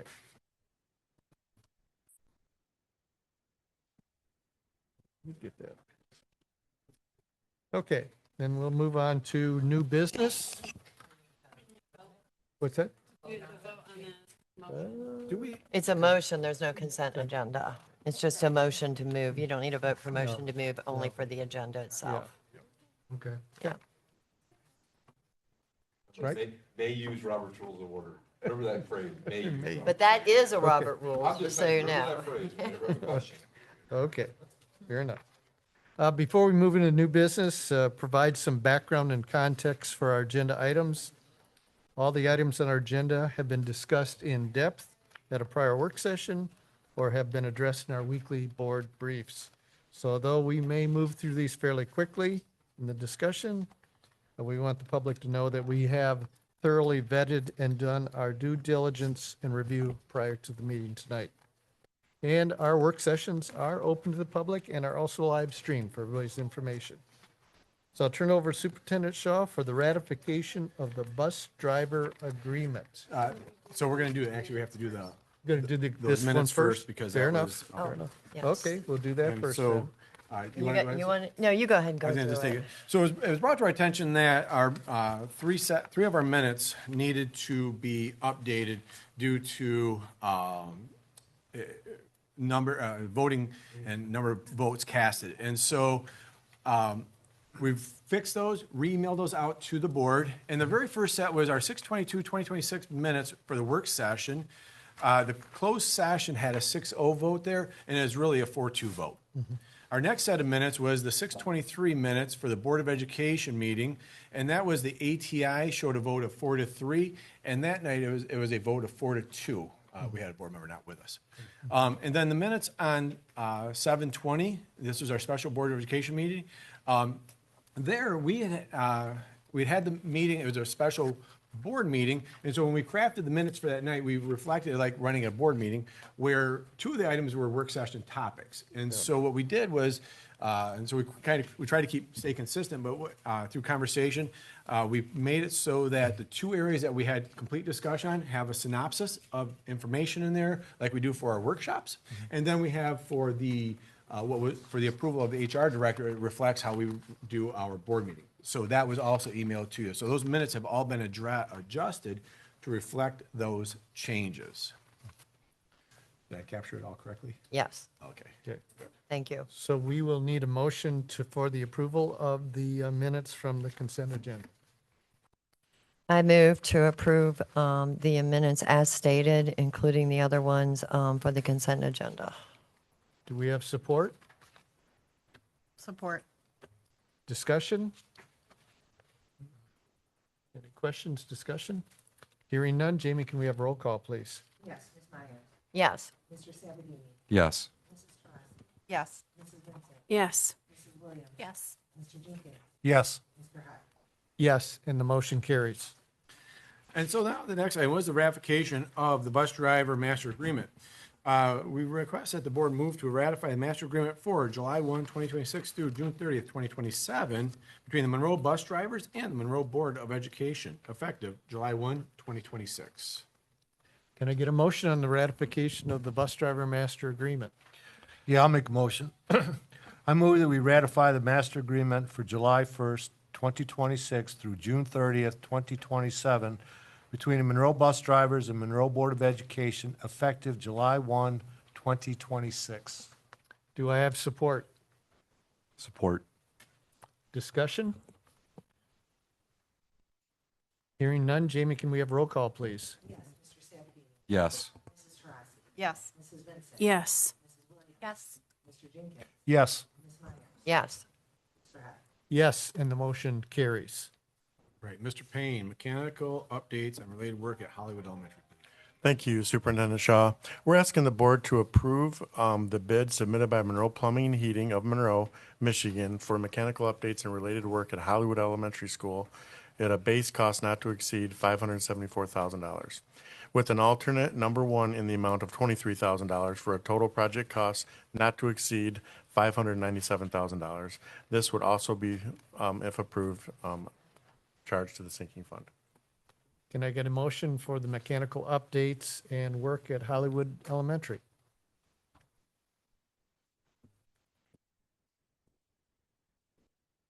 The problem is no one wants to read it all, so I will do it for you.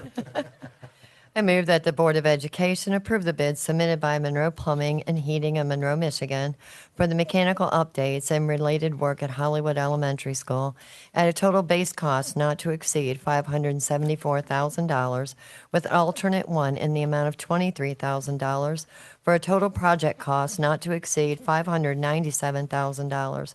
This project will be funded through the Site Sinking Fund. Do I have support? Support. Discussion? I am very excited to see this work being bid out to Monroe Plumbing right here in Monroe, Michigan. So thank you for doing that. David, schedule, I assume, I hope this will be finished before the start of the school year? Yes, this would be scheduled for next year, or next summer. For next summer? For next summer, Okay. yes. This would be a multi-year phase project, so first phase would be the boilers. Okay. And then the following year, we would start looking at costs for new univents in the classroom. And the boilers will be standardized with what we've already been putting in? Yep. And when, understand phases, basically 2 and 3 are, everything we're doing right now is, so that could happen, doesn't mean it will, okay, but it's idea that the boilers are the most important item. If we were to move forward with the second phase, which is the unit ventilators, it'd be much like that of Custer, where they'd be prepped for air conditioning. And so then there would be that option. But the idea is that we would get, by getting in early right now, we lock down that rate, then get things ordered, and, the more months we wait to come in and approve it, the more the money's. So we lock in the price of the boilers right now? These would be locked in, yes. Okay. These would be locked in for next summer. Any further discussion? Yeah, so because of our money conversations, I went back and pulled my sinking fund projects from 24, and then I pulled the ones from 25. I don't think there were ones in 26. And it talked about the HV and boiler and air vent unit replacement of $1.1 million in 24, and then it's 332 plus the additional, it's 432. So where's the million fall into this? So initially, when we did this, it was, the first phase was going to be new boilers at Hollywood and Orchard. And when we pulled back and decided just to do Hollywood, we also included an option for air conditioning. The 1.1 million, depending on if you're looking at the initial boiler cost or the HVAC, HVAC boiler. the HVAC, our initial budget was around 1.1 million for air conditioning of phase 1 at Hollywood. That would have been the South Hall only. That's the unit ventilators, that's the whole thing, which we can't afford the whole thing right now. So Okay. Number one that we do is get the boilers in, so then that way that takes care of the consistent heat breaking down, that's done. And then move into that next phase. So rather than trying to do it all in one big bunch, we're just doing the boilers first. Realistically, the boilers really is a have to. We have old boilers at Orchard and Hollywood that still have pneumatics. They're old. They need to be addressed. Phase 2 would be the univents, and then if there was funding available, look into options of air conditioning.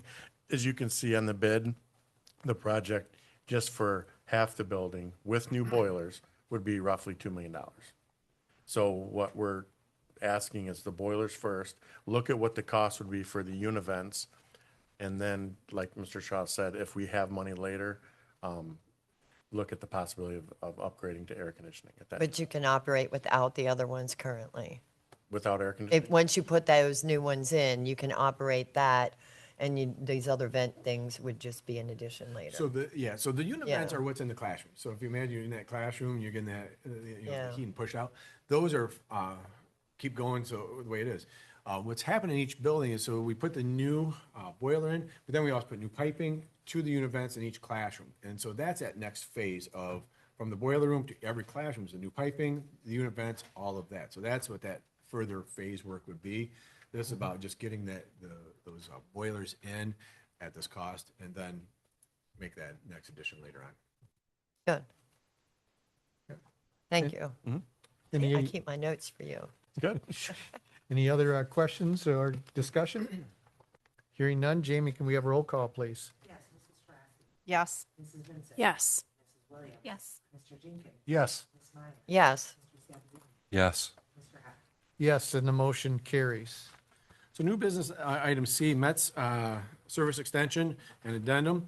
It is a recommendation to the board to move forward to approve the contract attachment L, service extension and addendum between Mets, Michigan Education Transportation Services Incorporated, and Monroe Public Schools from July 1, 2026 through June 30, 2027.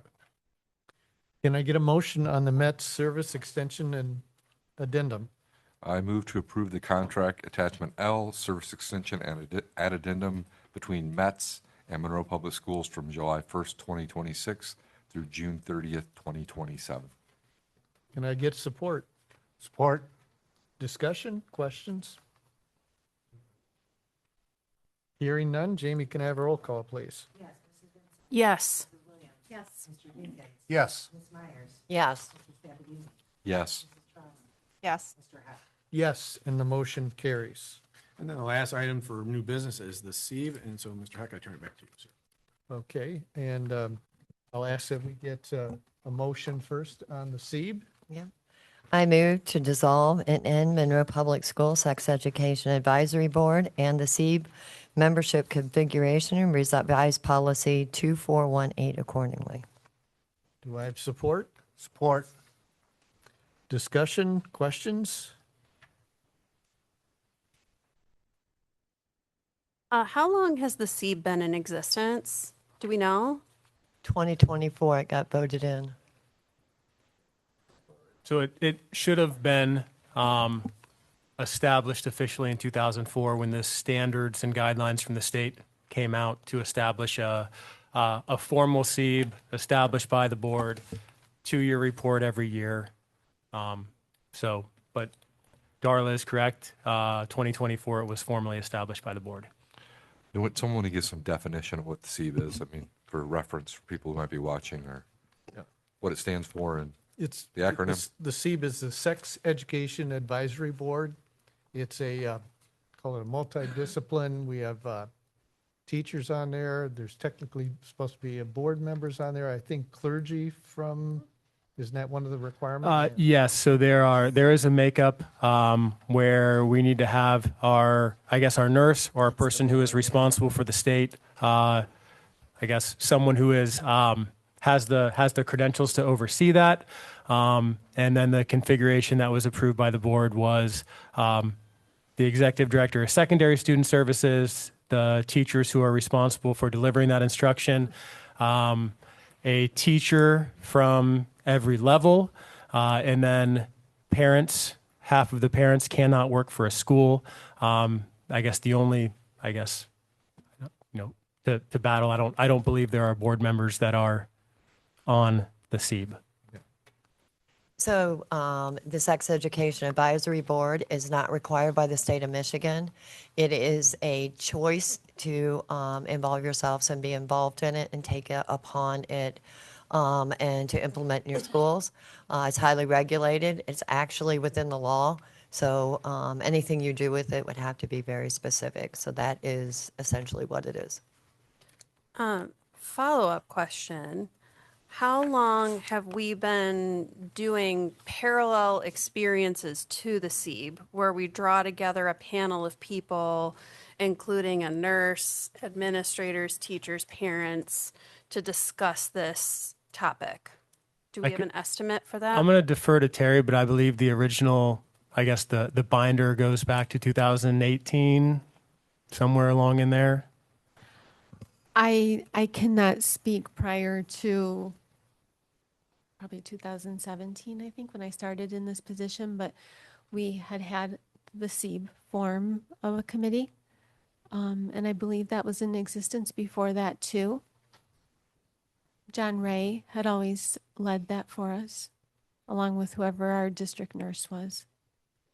And we do have a SEEB because we do teach sex education. That's the requirement. If you teach sex education, you must establish a SEEB to provide input to what should or should not be taught and bring that to the board through the appropriate process. So if by dissolving the SEEB, what are the implications then for our curriculum in Monroe Public Schools? If you do not have a SEEB, you cannot teach sex education, which is a portion of the new health guidelines that came out recently. The health guidelines are required. The SEEB and the Sex Education Advisory Board and teaching of that's not required. It's not required. It's a choice. Yes, you do not have to teach sex education, but Right. if you do, you need to have a SEEB. Correct. Yes. Which would also include the teaching of abstinence. That would include the teaching of abstinence. Yes, ma'am.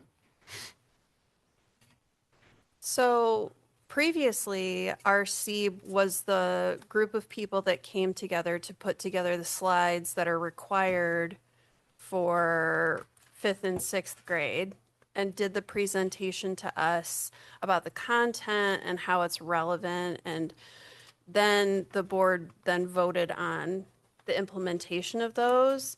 If the SEEB is dissolved, who will then handle that process? I don't believe you need a SEEB to bring forward the state requirements for HIV and AIDS. But whatever is being presented to meet that state requirement would need board approval. So if there was no SEEB, I imagine it would be myself and the health teachers bringing those things to you.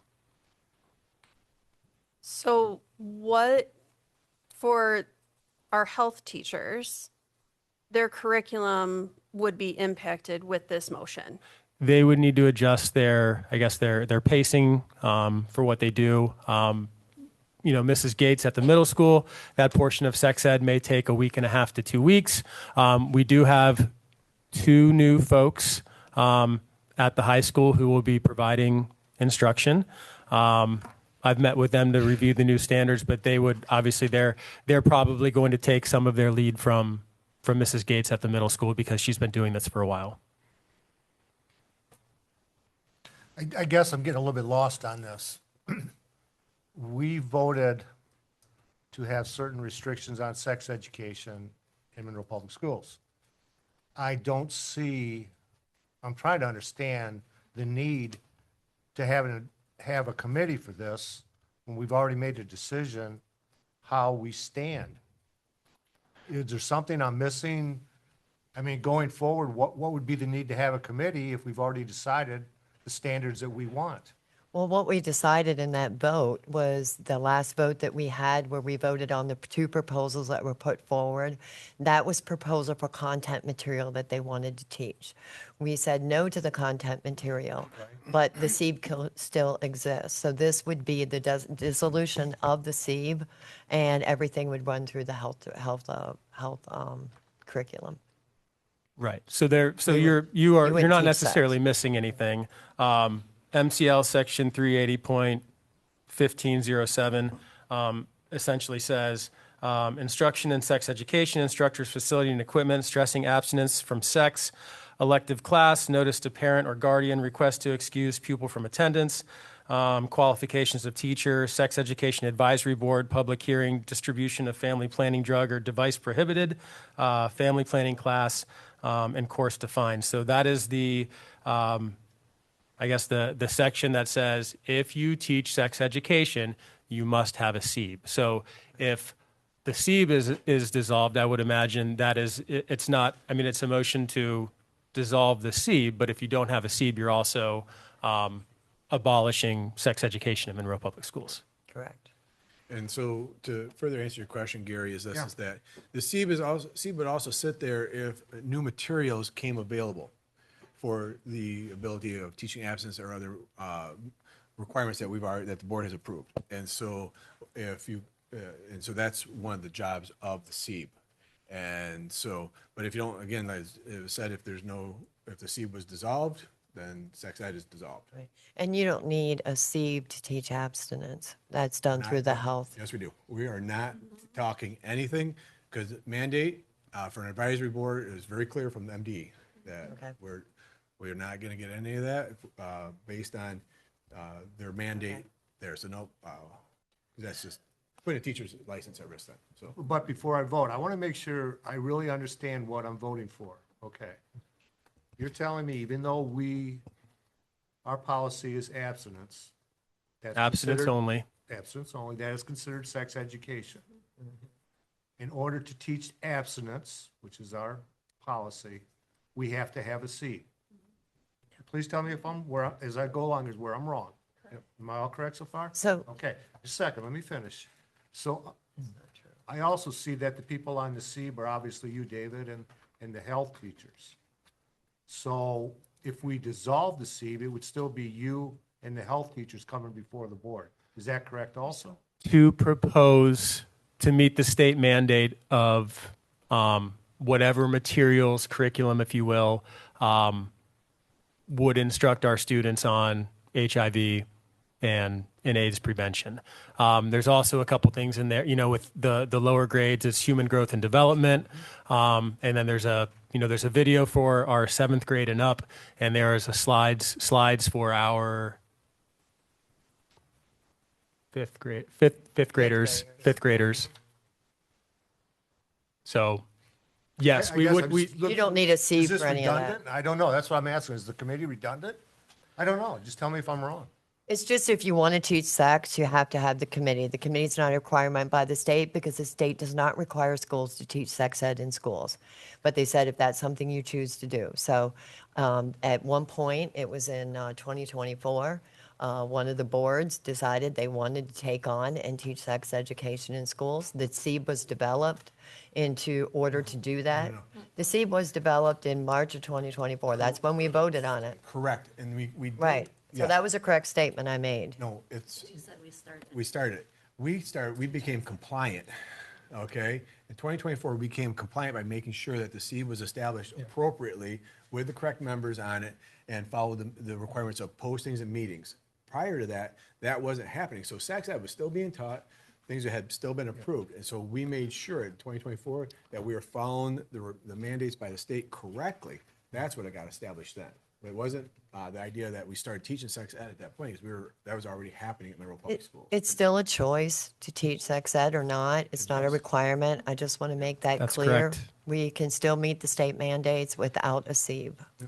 I'm curious in an environment that enshrines FERPA as its holy grail, why we can ask questions about sexual activity over the past 3 months, alcohol or drug use for last sexual intercourse, pregnancy involvement, students reporting 4 or more sexual partners. I'm confused at Sure. how those questions, how we can come up with percentages and how those questions are asked. Sure. So that is a state requirement that all 7th graders, 9th graders, and 11th graders take the MyFi survey. The 7th graders take the basic one that does not get into some of the other content. It is an opt-out that we allow every student and parent that aren't comfortable to opt out. Some of I'd like to rattle off some of the standards. It's only 3 pages, the sex ed standards. Self-awareness and analyzing influences, examine how emotions, thoughts, needs, values, beliefs, and other factors influence behavior and articulate how these influences affect health and other behaviors. Summarize the importance of talking with parents, guardians, or other trusted adults about issues related to growth and development, abstinence, and sexual health. Summarize the benefits of respecting individual differences and aspects of growth and development. Summarize the importance of talking with parents, guardians, or other trusted adults about issues related to growth and development and sexual health. discuss reasons why it's harmful and illegal to trick, threaten, or coerce other persons into sexual activity, analyze factors that contribute to behaviors that increase the risks of pregnancy, HIV, and other STIs, explain the importance of STIs, including HIV testing and treatment, where to get tested, and why it's essential to communicate with a partner about STI status. Identify situations, signs, and symptoms that might indicate a need to seek medical consultation. Evaluate readiness options and the respective outcomes regarding decisions about whether to engage in sexual activity, including abstaining, postponing sexual intercourse. Demonstrate the ability to apply a thoughtful decision-making process in situations related to sexual activity and sexual health. Explain age of consent laws and examine the various components of consent. Evaluate personal responsibility and the consequences related to pressuring someone for sexually explicit pictures, sending or posting sexually explicit pictures or messages, and discuss how to foster empathy, inclusivity, and respect around issues related to gender and sexuality. Those are the standards from MDE that would not be covered if the board so chooses. Seventh graders can opt out. So Parents can opt out. those were the standards, what's being covered in that in sex education and health class. Sex education is an opt-in Monroe Public Schools, but these results are from Monroe High School, from the MyFi survey that is given every other year. And it's anonymously. It is anonymous. We communicate with parents. The health department, Vicki Loveland, relies on this data to make choices and help the community. David, for that survey, it's an opt-out or an opt-in? The survey is opt-out. Sex education is opt-in. We notify the parents. We've had, I think there was a little bit of an uptick in the opt-outs from 5. It was single digits to low teens, I think, at Monroe High School this past year. But I could get that data for you if you'd like it. So getting back to your question, we need a SEEB in order to teach abstinence only. Okay. And we've been teaching abstinence only far before this board was in existence. That's why I was asking those questions about when did we have this configuration of a nurse, administrators, teachers, parents coming together, because though we weren't in compliance with formalizing it as a SEEB, they were doing a parallel experience from 2017, possibly before. I would assume it was before. Like I said, Dr. Ray was the lead person on that, in that position. And when I came into this role, he had already been doing it for a number of years. So that was being done. Yep. What I remember, Terry, is the meetings were pretty intermittent, and also the members of the board didn't meet the state requirements as far as. Previously, I think that might be true. If you looked at, There was health department, because I was on it. There, it was just a committee to look at, and it looked overall health. It had the health department on it. It had a variety of community organizers and organizations on there, because you were looking at the totality of an individual providing the health program for them. But that to me is different than teaching sex education. And everybody knows I am not quiet about it. I don't apologize for it. I don't believe that sex education belongs in the schools. I believe if it was something that the state would believe we should have, then they would have mandated it. And they not only didn't mandate it, they put it into law, saying if you're going to do it, there's now legal things you have to do. And I think that takes it a whole step further from saying, hey, should we or shouldn't we? And that's just where I stand with it. I feel strongly about that. That's why I put this motion forward. I feel like When they brought the proposals forward, we were clear. We didn't approve the proposals that the SEEB put forward. And with the SEEB, it's an advancement of the sex education curriculum or course or programming. And I'm not supportive of expanding that program in any capacity. And so that's why I put the motion forward. We got the report that we got in the board briefs is what led to this motion being put forward, because the information that was in there was astounding to a lot of us. And that's what led to this. And, I understand people say, well, I made a mistake. I shouldn't have said this. I shouldn't have said that. I understand that, but we're dealing with children. And when we're dealing with children, I don't want any ambiguity. So that's my statement. Just to provide a counterpoint, in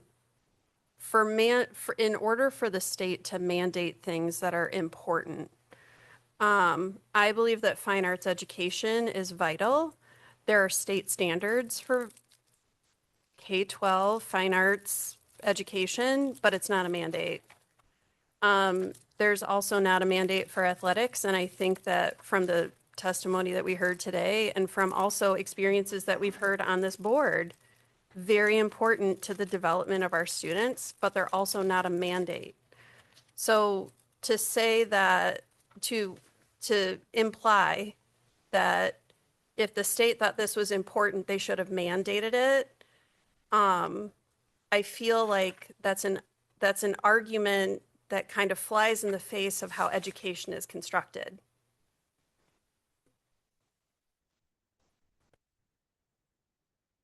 I support continuing to speak of abstinence with our students, and in order to do so, I believe we need the SEEB.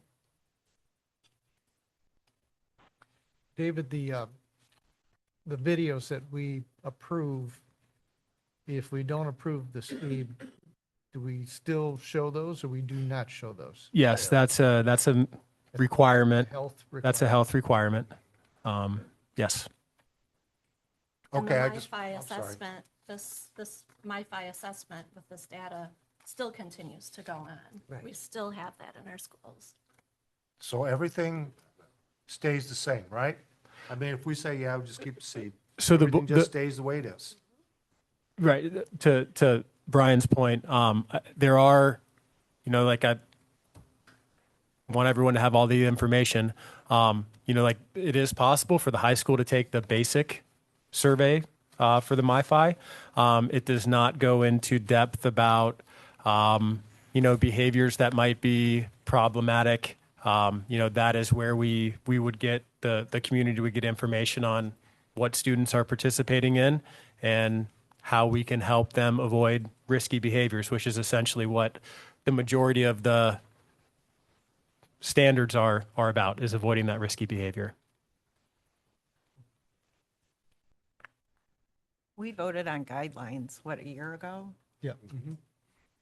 Well, there was I think it was one of your first meetings where the SEEB brought forth what we thought would benefit our students in having more knowledge on the effectiveness of the use of condoms to protect you from unwanted pregnancy, HIV and AIDS, and other STIs. And then it was HPV awareness to not promote, but to make students aware that there is a vaccination out there to protect yourself. And I'm a little rusty on that, but 6 of the 40 most prominent strands of that HPV infection. And that was, the board did not go for that, so we stayed status quo abstinence only instead of moving towards abstinence-based, where we would be able to talk about those things in that box. And then when the state published the new materials a few months ago, that's when we did another presentation where David dissected it, crosswalked the prior set of materials to the new, and showing what was getting struck out and pulled out of there for our teachers based on what the board had decided. And so again, the SEEB acts like this. It's very simple. If the SEEB makes a recommendation to the board still votes up or down. Okay. That's all it is. The SEEB can't do anything, the district can't do anything without the Board of Education making a formal vote. And so they make a recommendation, and as David said, our board said, no, we want to keep everything the same. All right, everything stays the same. So that's, and so there, you still can't, we can't change what we do in the world of sex education without this board of education having a formal vote in any format. But at the same time, we never have to be concerned about things being brought to us. And I was just showing Tom on Monroe Public School, we got, I don't remember when you gave this out. I don't know when it was. I found it in my notes. And I really hadn't looked at it. And it said, you know, one of the things that was brought forward to us is the discussion on the vaccines. And the other one was condom usage. And there was a lot of ambiguity in the language of that because it's a big topic that very difficult not to move into areas that, you know, you're talking to children. And on the paper, it says this year instruction will also include education on condom use and vaccine awareness and strategies to reduce unplanned pregnancy and STIs. So, you know, I don't approve of talking to children about that. I just think, you know, they're minor children and the school doesn't belong there. But didn't we pull that out, the whole thing on condom use? Yeah, it wasn't necessarily about condom use. It was the effectiveness of condoms when used correctly to protect yourself from unwanted pregnancy and STIs. But in the paperwork that you put out that we are referencing said demonstration. That's incorrect, ma'am. I will read it. Yep. And if you recall, every disclaimer for every presentation I've done explicitly states the things that are not covered. And one of those things is condom demonstration. Now, if you're pulling out the 2-year MyFi report, yes, there was an error in there regarding one of our goals. That has been omitted in the packet that I gave you before the board meeting. Yeah. We do not teach that in Monroe Public Schools. So there becomes my concern is well, we didn't do it, but we did do it. We accidentally put it in there. It shouldn't have been in there, but it was in there. And when that kind of things happen, this is the kind of stuff that leads to no confidence in the controls over what sex ed is being taught to minors. And that's what led to, you know why I understand. Okay, thank you. I understand it. This, I guess, error in the 2-year report, which was, you know, again, I take full responsibility for including a goal that is not part of Monroe Public Schools, but that is not part of Monroe Public Schools. Like no children were exposed to anything that they shouldn't have been. We take a lot of care with working within the guidelines that the board sets. But I understand your point. Yeah, and the other thing was it's talking about K through 12 and sex education in K, like that makes zero sense. Well, that's what our board policy states. The board policy states that the SEEB was not designed for K through 12. The only approved anything was the higher grades, and human reproductive was for 5th, 6th, 4th, 5th, growth and 6th, human development. Girls, boys, and co-ed. And then the HIV/AIDS was originally for 6th, and then it got moved to 5th. So the suggestion that we teach sex education in a K through anything, you know, is uncomfortable to even think that there's a possibility that someone's going to talk about sex to minors. Sure, and I understand that concern. I mean, the Michigan Department of Education who put out these standards, like, yes, I understand why you say we teach sex education to 5th graders, because we do. And you can look up what we're actually teaching, which is HIV prevention through slides, which instruct students not to touch needles, bodily fluids, stool. That's how we instruct our 5th graders. We do not talk about sexual intercourse. And in 4th grade, like, yes, there are standards for sex education all the way through, but we do not do that here in Monroe Public Schools.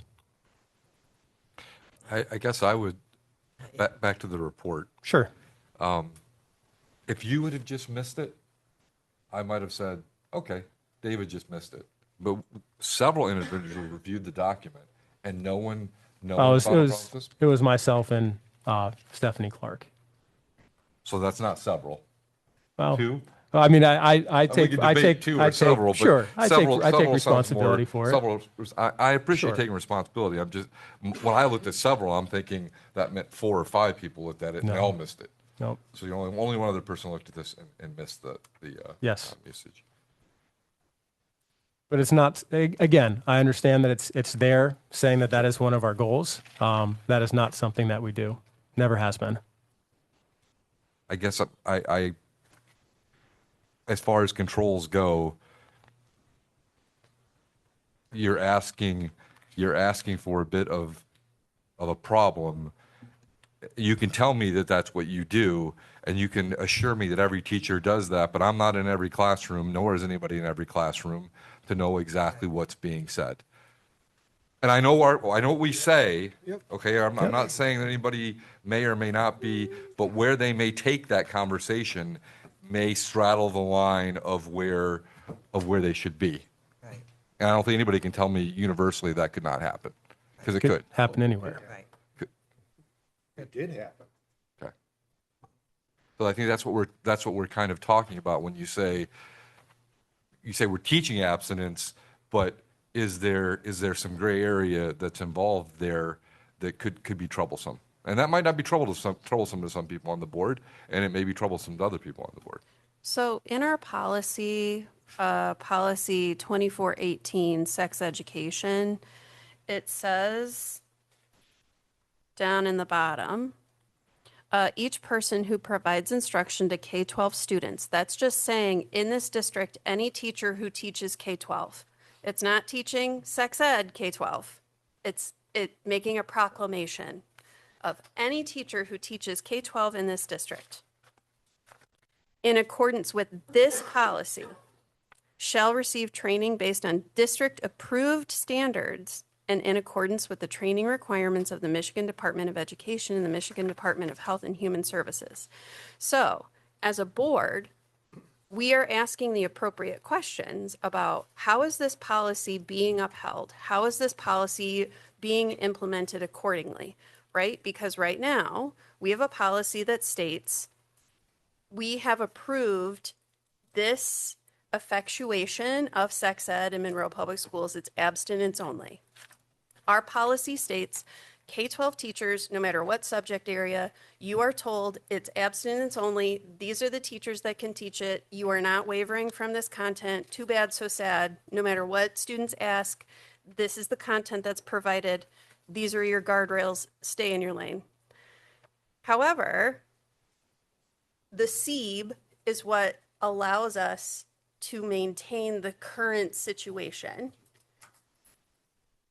And I feel that we could take this conversation and apply it to any classroom. ELA classes, you can have off-the-wall conversations in ELA. I'm sure if Mr. Cook was brought up to this mic and said, in your 4th grade classroom, when you were doing math, tell us the wildest question that you ever got that had nothing to do with math. Because that's how developing minds work. However, because of this policy, because our educators are told stay in the box, they have an expectation not just from this board, but also their direct supervisors to do it. And they also understand that there are real consequences if they don't, because this board then has actionable reason to call to question that person's fulfillment of district policy, which is in our purview as a board member. So I don't think that this line of thought of, well, what about the questions that might come up? What about the superfluous discussions that we can't control? This policy is our guardrails. And I don't think that we need to construct any additional systems because the policy exists. I also don't think that we should be getting into a space where we start thinking about, well, these conversations, these questions that might come up, because if we start doing it in this content area, now we have to start doing it in ELA, now we have to start doing it in the arts, then we have to start doing it in film study, then we have to start doing it in other areas too. And I don't feel like doing that. So we have a policy, and as of right now, we have had discussions about people not upholding policy, and we have taken action for those people that have not upheld policy. True. For me, it seems like we've drifted away from the motion, whether we wanted to keep, to maintain this, to we're rehashing and redebating our sex education program. I mean, our sex education program, that's it. It's done. There's no more discussion. We debated it. Now we guys have to decide about the SEEB. And I'm now being told that to maintain our current policy, we have to have a SEEB. You know, that's what I'm being told. But that's why in the motion, the policy will be amended to the updated non-SEEB. Remember, SEEB is not required. SEEB is a choice. And the requirements that are required by the state must be continued, and they will be continued through our health program. So I know there's a lot of people that want this.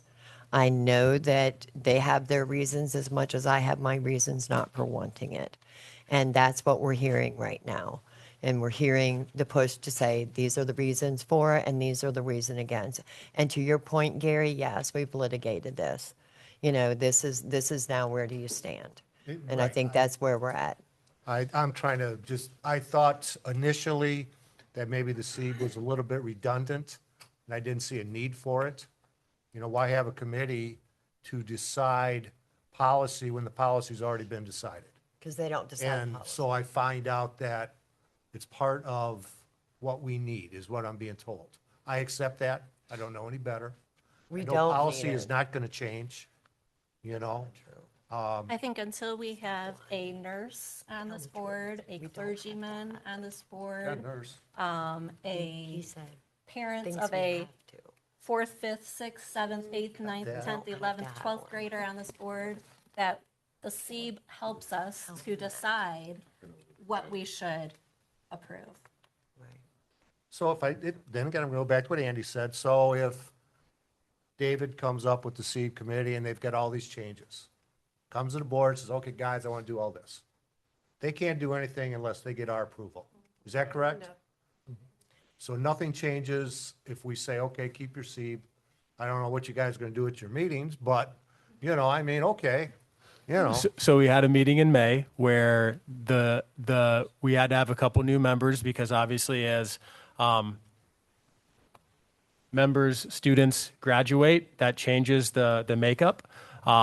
And in May, our SEEB received the same presentation regarding the new standards to the board. We did have 1 or 2 new members. They were briefed on the function of the SEEB, and honestly, like to your point, Gary, like we have to meet once a year, and to meet the requirement of meeting once a year, I decided to regurgitate the board presentation about the new standards, and it seemed appropriate for the time. And now with our new teachers coming on board, I don't know. I haven't asked those questions. Do you have kids in the system? You know, so it changes the makeup of the committee. To Darla's point, like she is correct in saying we do not need a SEEB. The consequence or the effect of that is we are not able to teach sex education, which is the last 3 pages of the health standards and guidelines. Which is abstinence. Which is abstinence. So if you don't talk about sexual activity, then you don't talk about that stuff. I mean, that's the essence of this. The essence of this, if you don't talk about sexual activity, you don't talk about sexual activity. That's the essence of what this is. And we're talking about abstinence. So we're talking, so I understand why this is wanted. I get it. I'm not understanding it, but I just want it to be very truthful to understand We don't have to have it. Thank you, David, for clarifying that. And what is the point of having something if it's going to sit there for a year and once a year look at membership? If that's what your only goal is, as what you just stated, is to meet once a year and have it, then what's the point anyway? Well, could I answer that? Yes. So I do think though that the function of the SEEB is I mean, I'm going to use some big words, but it's like a microcosm of democracy, right? It's the voice of the people, of the community saying, we want this, we think this would be best for our students. It's an opportunity to look at the MyFi results, to talk about experiences that we're seeing, finding out information from whether it's our person on the health department, whether it's something that Pastor Mark is seeing, our clergy member, our health teachers, or maybe there is an uptick in teen pregnancy in our buildings. And that's something that there's so many independent variables, but that is the SEEB is there. The SEEB is the voice and the will of the people to bring ideas to you. This board has made it abundantly clear where it wants to keep or our sex education program. The SEEB may still feel like, to your point, like I agree with you, like we're not just, sometimes we have to meet to fulfill a requirement, but there may be a time when the consensus of that room is, hey, we need to bring this forward again, or maybe it's something new. That's a possibility. I know how this board feels about abstinence only versus abstinence based. So I'm not the driving force. I will say that I bring things forward to the board that I may not agree with frequently, but that's my role as the SEEB. I am, I don't want to call the question, but I'm close to calling the question. I just wanted to bring up the one point. Let's wrap up where we're at. He brought up a very good point. There's a difference between abstinence only and abstinence based. Abstinence only does not require a SEEB. If you want to teach abstinence based, you need a SEEB. Thank you for that, David. That is the main difference between it. I don't know if I said that. You did. Well, you said abstinence only versus abstinence based. Right. So we are, and you have to have a SEEB if you teach sex ed, and our sex ed is abstinence only. But Okay. Yeah. Thank you. Muddy the waters a Going little through the bit. same points over and Yeah. over Like I said, I again. don't want to call the question, but But We're done. I'll give maybe Stacy, Gary. anybody has any- any round to break. Okay. In that case, Jamie, can we have a roll call, please? Yes, Mrs. Williams. No. Mr. Jenkins. Wait, You want to repeat the motion? Yes, please. Can we Let's- please hear the motion? Let's repeat again? the motion first. I believe the exact wording, I didn't get the exact, I was gonna pull that up, was to dissolve the SEEB. I can read it if you want. Okay. I move to dissolve and end the Monroe Public School Sex Education Advisory Board and the Sex Education Advisory Board membership configuration and revised policy 2418 accordingly. Thank you. Okay. Now, can we have roll call, please? Mrs. Williams. No. Mr. Jenkins. No. Ms. Myers. Yes. Mr. Sabatini. no. Mrs. Taurasi. No. Mrs. Vincent. No. Mr. Heck. No, and the motion is turned down. Okay, we will move into old business. Well done. All right, so, you mind, I'm just going to Well move done. through this. Yeah. Okay, so the state fiscal monitoring, there is no meeting this month, and so we'll reengage with them the latter part of August, and so that second meeting in August, there'll be more information to provide on that one. SEL, we know from our last meeting that when we get into August, we will be doing the following. Putting together a better survey, but at the same moment in time, bringing forth to the Board of Education different sets of materials that are used by schools in the state of Michigan, and so that is our work coming up here in the month of August for you, and that'll be the latter part of August, and then in September. And so we are committed to the request of the Board of Education to look at what materials are available out for SEL, but also at the same time, we will conduct a more focused survey with more participation. MHSA membership at our last board meeting, that was on, it's old business, man. Oh, I'm sorry, I missed it. Yep. It's an old business item because it was a new business item there, so it was, I asked to be moved to, off of, postponed that vote, so that's what moved it to old business. Oh, why isn't it on mine? It's not on my agenda. Look. The one that was provided to me tonight? Yeah, that was Jamie just. in my folder. Have you opened your folder? It's right here. This is the one Jamie gave me. It's also the one that was emailed to us. Yeah. I'm just showing it. It's not on mine, right? Mine doesn't have all of those staples. Yep. So you have a pre-printed packet. This Yeah. was the agenda that was provided tonight. Oh, that's all I got was this one. So, all right, so on there, it Sorry is, about that. it is old business. And I want to, if I can take a moment right here, as an old business item, there will never, the board, typically, we have motions always created, right? And so when it comes to an old business item, now that's where it moves into the election, to the board to determine at what point in time does an item have action taken on it and/or it's moved off of old business. From the MHSA side, I sent you some information last week in regards to our league, and that our league has in their bylaws that if the Monroe Public Schools is not a member of the MHSAA, then we will not be a member of the league. What that could entail is, because that's not happened before, is then we'll be a non-member of the league, and then also the schedules will be getting changed. And so then we'd be looking for new games. It's been talked about that for the MHSAA, at some point, that we do have until the end of September for the board to make either vote it up or vote it down on being a member of the MHSAA. You've heard a lot of conversations in regards to the MHSAA about why we should stay. There's a lot of going into it. One of the things that Kyle didn't go further on, and I want to go further on, is this.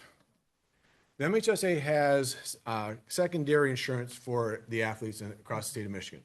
I said this one before, we don't know, because it's never happened before, where if a school is not a member and something happens, that then what would happen for that insurance? Will they pick it up or not? Because if, let's say later August, you pick it up. That secondary coverage is at $15,000 after the parents of an injury. So you take a knee injury that happens on, as was stated, on August 10th, or you take a concussion or something worse. And so at that point in time, the MHSA's secondary insurance would pick up, but if we're not members, it may not. And so again, we'd be looking at potential for then our parents to pick that up, or does a coach go, you know something, I'm not going to take that risk because it's an insurance piece. We think about our community. And then, so I asked that our Board of Education think in this manner.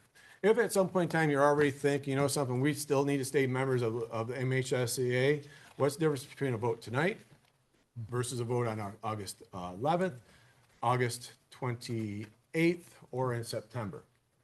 And the difference is tonight, you're taking the risk away, you're taking away the wondering if we're going to be members or not, and of student athletes. And so I asked that the Board of Education put forth a motion to be a member of the MHSAA for the 26-27 school year. Yeah. He's I'm not, I'm requesting. just asking. Asking I'm us just to asking. make the motion. He's All I'm doing is just asking. Okay.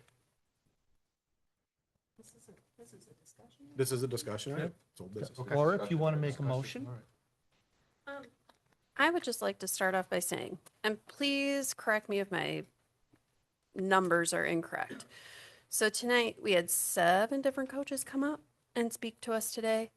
Of those 7 coaches, 5 had goals of competing in MHSAA postseason events.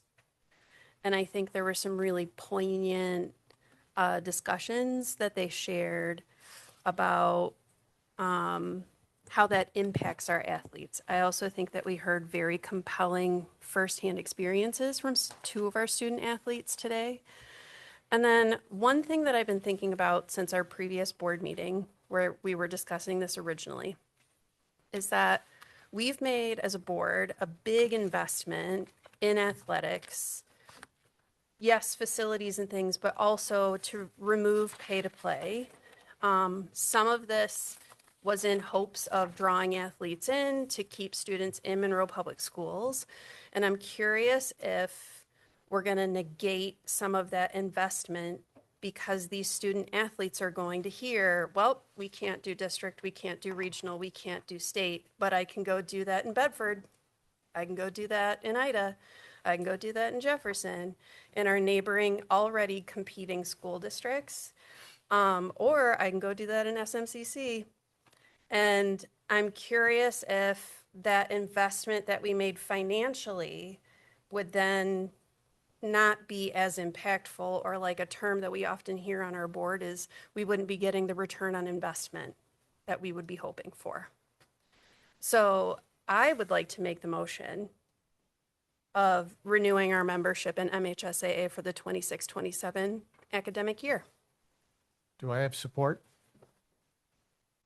Before we Oh. move into support, can we further the discussion? Well, once you do support, we can continue to discuss. We it. could have continued to discuss I'll without support anything, it. but Because she it went was to a an motion old pretty quickly. I'll But that's fine. support. Okay. Okay, so we have a motion and support. Now we have additional discussion. And this time, we're going to do the 3 minutes. 3 minutes. Okay. We felt like, and Carrie, this happened when you weren't here. This was something that everybody requested. It wasn't my idea. Yeah. This was something everybody requested. I heard from people last night, they felt like that they kind of shortened some of the conversations between people, and that's not the intent. The intent is for everybody to know a predictable routine of how we're going to do it. And if they're engaging, I'm not going to play referee on people engaging with one another, because I want the conversation to be occurred. That's what happened last night. is Sure. it lacked discussion. Fine. But that was why, that's why it came about, so. Okay. You want to start? Carrie's ready. We usually start with Stacy. We'll start, Tracy, whoever that is over there. Tracy. Carrie's ready. Why don't you start with Carrie? Well, no, You wanted to talk. that's fine. Well, let's start on this thing, because we haven't been going to that in for a while, so. This is one of those votes that you have to make, because it is for the student athletes, and that's why I will vote the way I will vote. But I will do so holding my nose, because I think the MHSAA is not following many of the things, if you looked at the handbook, that they have expressed.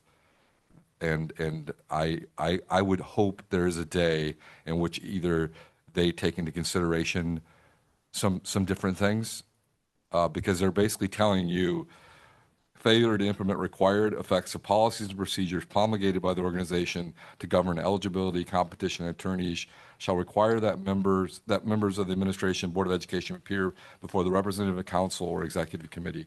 Those organizations are not open to the public at all. Their deliberations are not open to the public at all.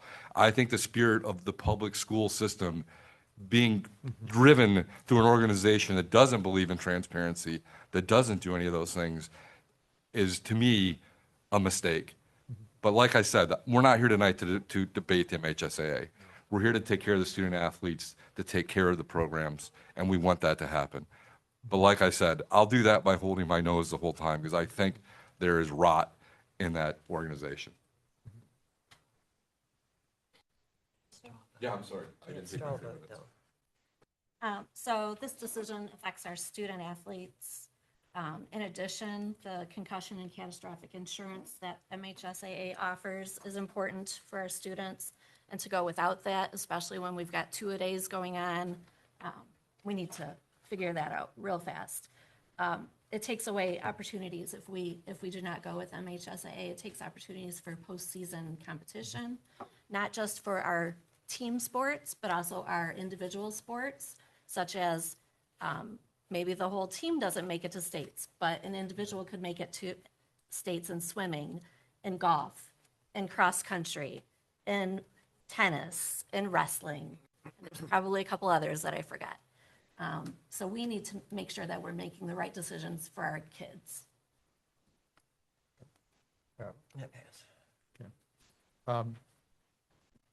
I like what you've said, Brian. Obviously, I've read through the MHSA information that Andy handed out. And, you know, my concern is it's a monopoly. We have no other choice for any kind of season play. We're not into what Andy said, that the league requires it. I'm assuming also the league that we may be moving to requires it. Here's Chet. Yeah, To confirm, we're not moving leagues, we're remaining in the Southeastern Conference. We're But- just adding membership. Membership. That's joining the conference to add Okay. additional divisions, who then shift from our current division, the SEC. we're shifting, I misspoke, we're shifting divisions. But Yeah, same conference. yeah, okay, thank you. Yes, With the same requirements of that was described to us. Yeah. Okay. Yeah, and we're not like a Notre Dame University. We can't go independent and expect You don't have a teams. TV contract. Yeah. So, again, yeah, obviously, our student athletes are number one, and, we've removed pay to play, so we've done things to attract more students to participate. Now's not the time, and we really have no other option. So, yeah, it's obvious what our decision needs to be. I just said obvious. Yes, ditto to all that has been said. But another curiosity that I have is if we were to not join MHSAA, would we start losing coaches? What is their motivation to stick around? Because why would they want to be part of a team where they can't then put on their resume, I took my team to state. I did state 3 years in a row. Because as a coach, yes, I could imagine, because I haven't coached athletics at that level, I could imagine that would be a very rewarding and fulfilling experience for you as a coach, but also to have that experience with your athletes.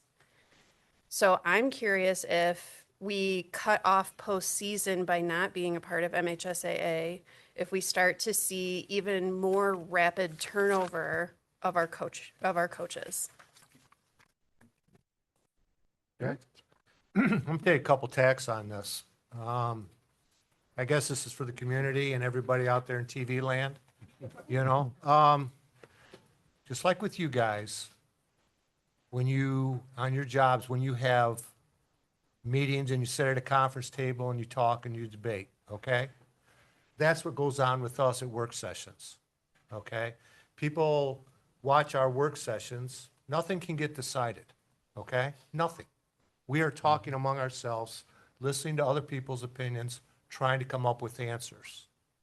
Like this one tonight, this MHS kind of surprised me. Nothing was ever said, and that I know nothing was ever said about trans athletes. I don't know where this came from, but somebody in the community brought this up and people are here tonight. This is just a discussion. That's all it was. Because we're coming up with some policies and we wanted to understand how that will there be ramifications for us and for our students.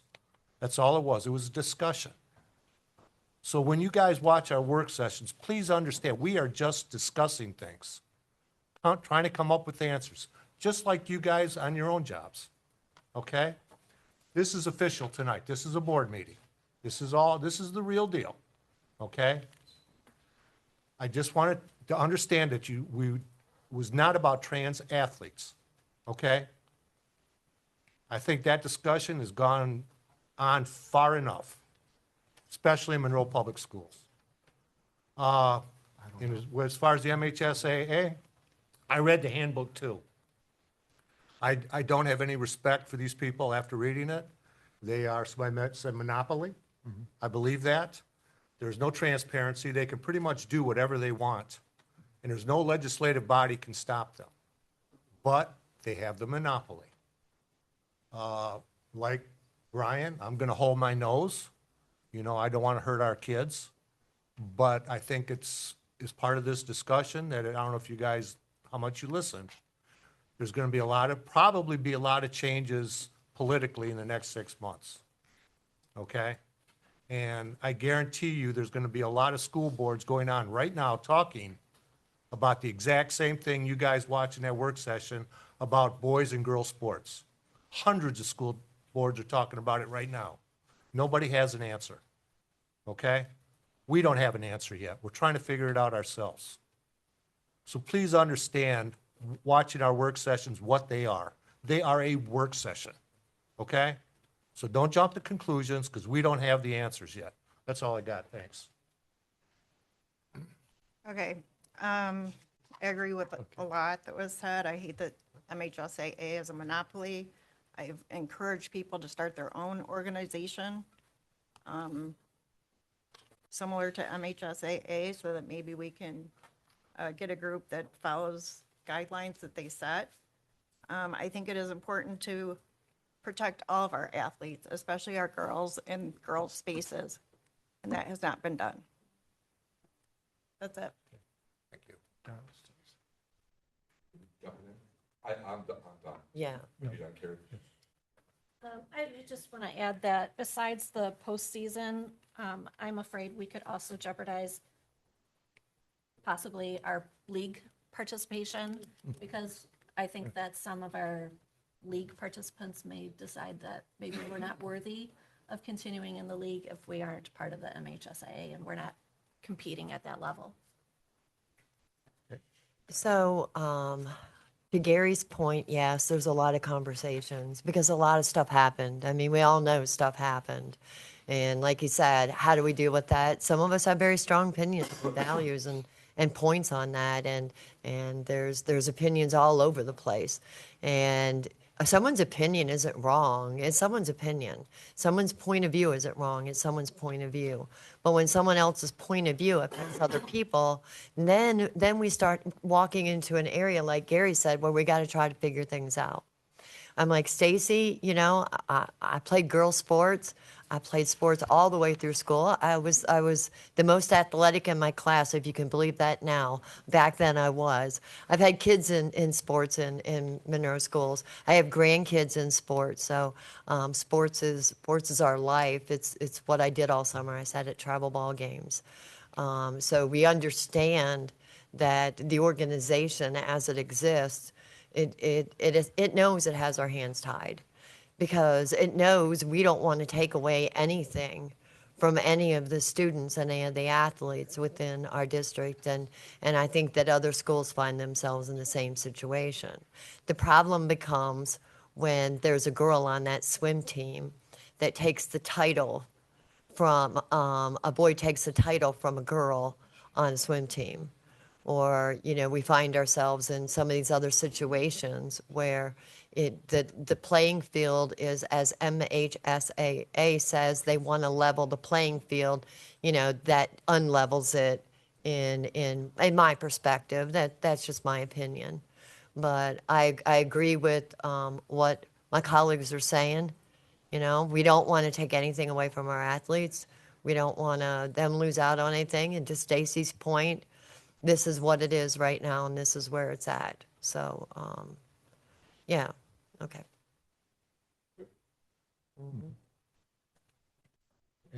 Any other comments? Hearing none. Jamie, can we have roll call, please? Yes. Yes. Mr. Sabatini? Yes. Mrs. Crosby? Yes. Mrs. Vincent? Yes. Mrs. Williams? Yes. Mr. Hack? Yes, and the motion carries.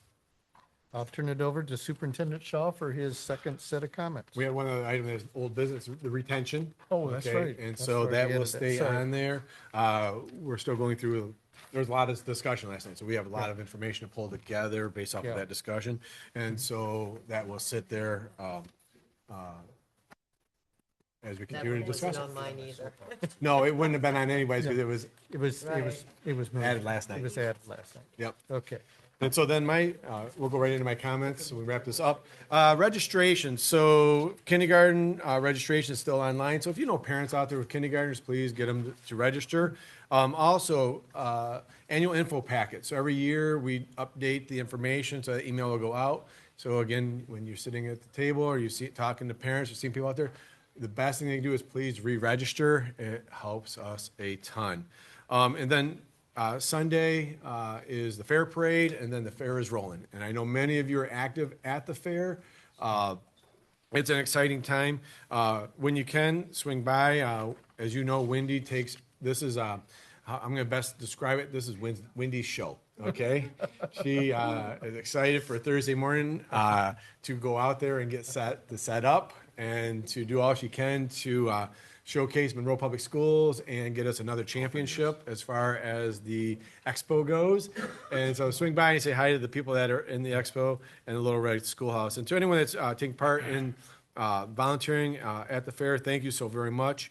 And then my last item is, as I said to our teachers, we're 1 month away when school starts. And so the good thing about all this is Mr. Payne is saving money because very soon, instead of even having to have clippers, he'll be moving straight to the razor because this time of year makes him even more bald. And One and done, baby. One and done. It really is, and it's hidden right there. So that's all I have tonight, sir. Okay. Public commentary. There are no more public No comments. more, okay. Then I'll turn it over to board member commentary.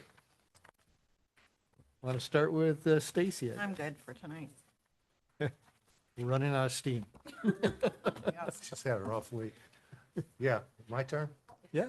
Okay, last night we had a lot of discussion about the situation with our test scores. Okay? There was a lot of debate about it, and somebody says, well, where do we start? Where do we start? Okay? I came up with a list of things that we can start at. Okay? We asked Andrea and Terry to start investigating how others are doing things, specifically the Mississippi Miracle. Okay?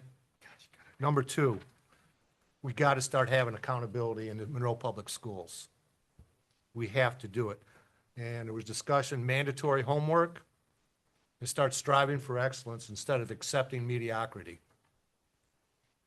Tracking. Oh, there's a bad subject. I'm sorry, folks, the time has come that we might have to start going back to tracking again. We are letting down too many kids. That's going to hurt a lot of people. I get it. I had a special needs kid. I think it's time to go back to it. That way for argument's sake, if we had 2 classrooms, there's one group on the left, they're doing okay, they get a teacher and aide. The other group is struggling, we can put our resources toward them and get them caught up. Next thing, I think we need to get the ISD to start reducing the amount of people that kids are putting into our classrooms. I think we need I asked for this before, this time I'm gonna push it. We need a strict dress code revision. From the school board members, right on down to the Y5s. I see our staff, they look like bums sometimes. It's shameful. I see the kids out there with their hoodies, the boys, trying to be little gangsters. This has to change. There has to start being repercussions in the school system for the behavior. I think there needs to be zero tolerance for any disrespect of a teacher in the school. And there needs to be punishment to back it up instead of sending these kids off to their little safe spaces. I think we need to still continue to reduce screen time. I think the substance abuse policy we discussed last night also needs to be dual track based on zero tolerance. And lastly, we need leadership because the culture in Monroe Public Schools leaves a lot to be desired.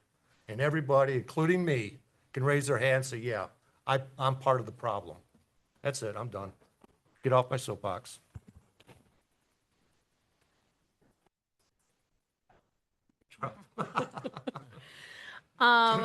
So the wheels in my mind have been turning around this concept of monopolies, and MHSAA appears to be a monopoly, but other monopolies that I would like for my board colleagues to consider are those that construct our educational standards.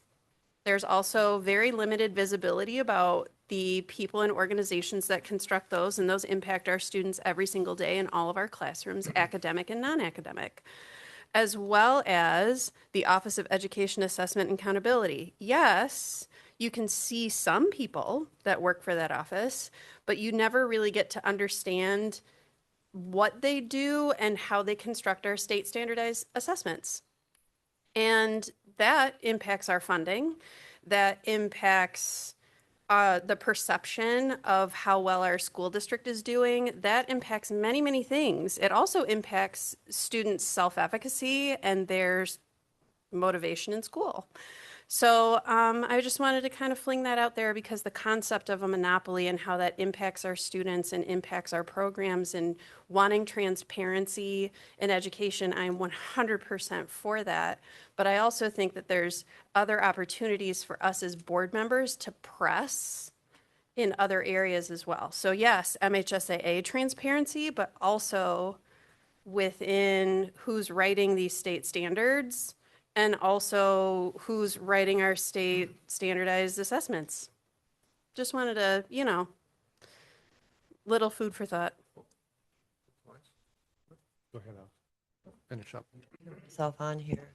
So when we talk about sitting on the board, and so in the previous motion that I had made tonight, like I said earlier, I felt strongly about it, but I know that my colleagues felt differently. And just so you know, we accept how things are voted on here.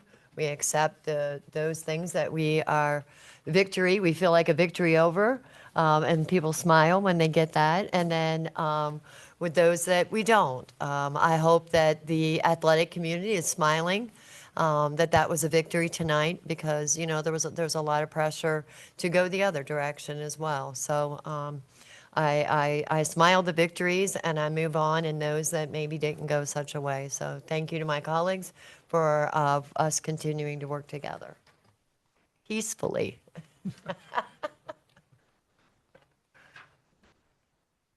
There is one topic that I wanted to put a little pressure on, and for people to take note is, and it was mentioned last night at the end of the session, was pre-teachers and employing pre-teachers. These would be non-certified staff filling in for a teaching role when we have a vacancy. And obviously, I'm always going to support having a certified teacher in there in the subject matter that we're trying to fill, of course.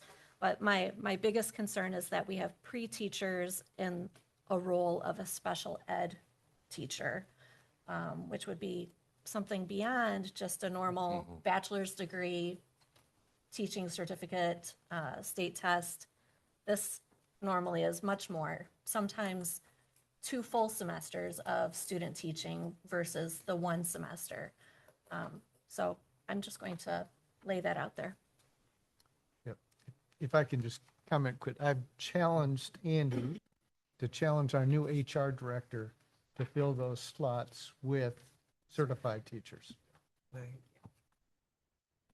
And I understand that's something she's good at. So hopefully she can come through. Go ahead, Brian. Okay. Nothing. I just wanted to follow up on one thing that last night we talked about Senate Bill 285, which I did a little bit of research on, and which evidently has been sitting out there for a while. Surprise. Yeah, so it appears to be going nowhere, but when I read through all the detail, which it's trying to mandate that parents put their children into kindergarten. They can't jump into first grade. But when you read through all of it, to be honest, I think it's maybe, it's not going to be very effective because there's so many opt-out. I mean, they can obviously go to the school and say, I don't want my kid to do that. If they're in parochial school, they basically ignore it. If they homeschool, they ignore it as well. So where it sounds like a good idea, I think as far as effectiveness, it's probably pretty minimal. And right now, it's been sitting for a couple of years. So anyway, just thought I'd give everybody a little update on that. And Thank you. that's all I've got. Can I jump on that? Sure. In terms of getting our students ready for school at that age, funding for preschool would be also a blessing. And if we can also share out with many families that maybe they do they might be eligible for the preschool that we offer. Yeah. Some people do not realize that. So if we can do a little more education of our That's a good idea. young families, that preschool might be a great option for them to start their kids at. Yeah. Okay, and that concludes our agenda for this evening. Our next regular Board of Education meeting will be held on Tuesday, August 11th, 2026. We'll begin at 7 p.m. Note the time difference. A special board work session will be held on Monday, August 10th, 2026, and a regular work session will be held prior to the board meeting on August 11th. And both those start at 5:30 p.m. And again, those are live streamed as well. Can I get a motion to adjourn? Motion to adjourn? Do I have support? Support. Okay, show of hands. Go. Monroe Public Schools Board of Education meeting for Tuesday, July 28th, 2026 is adjourned, and the time is 8:14 p.m.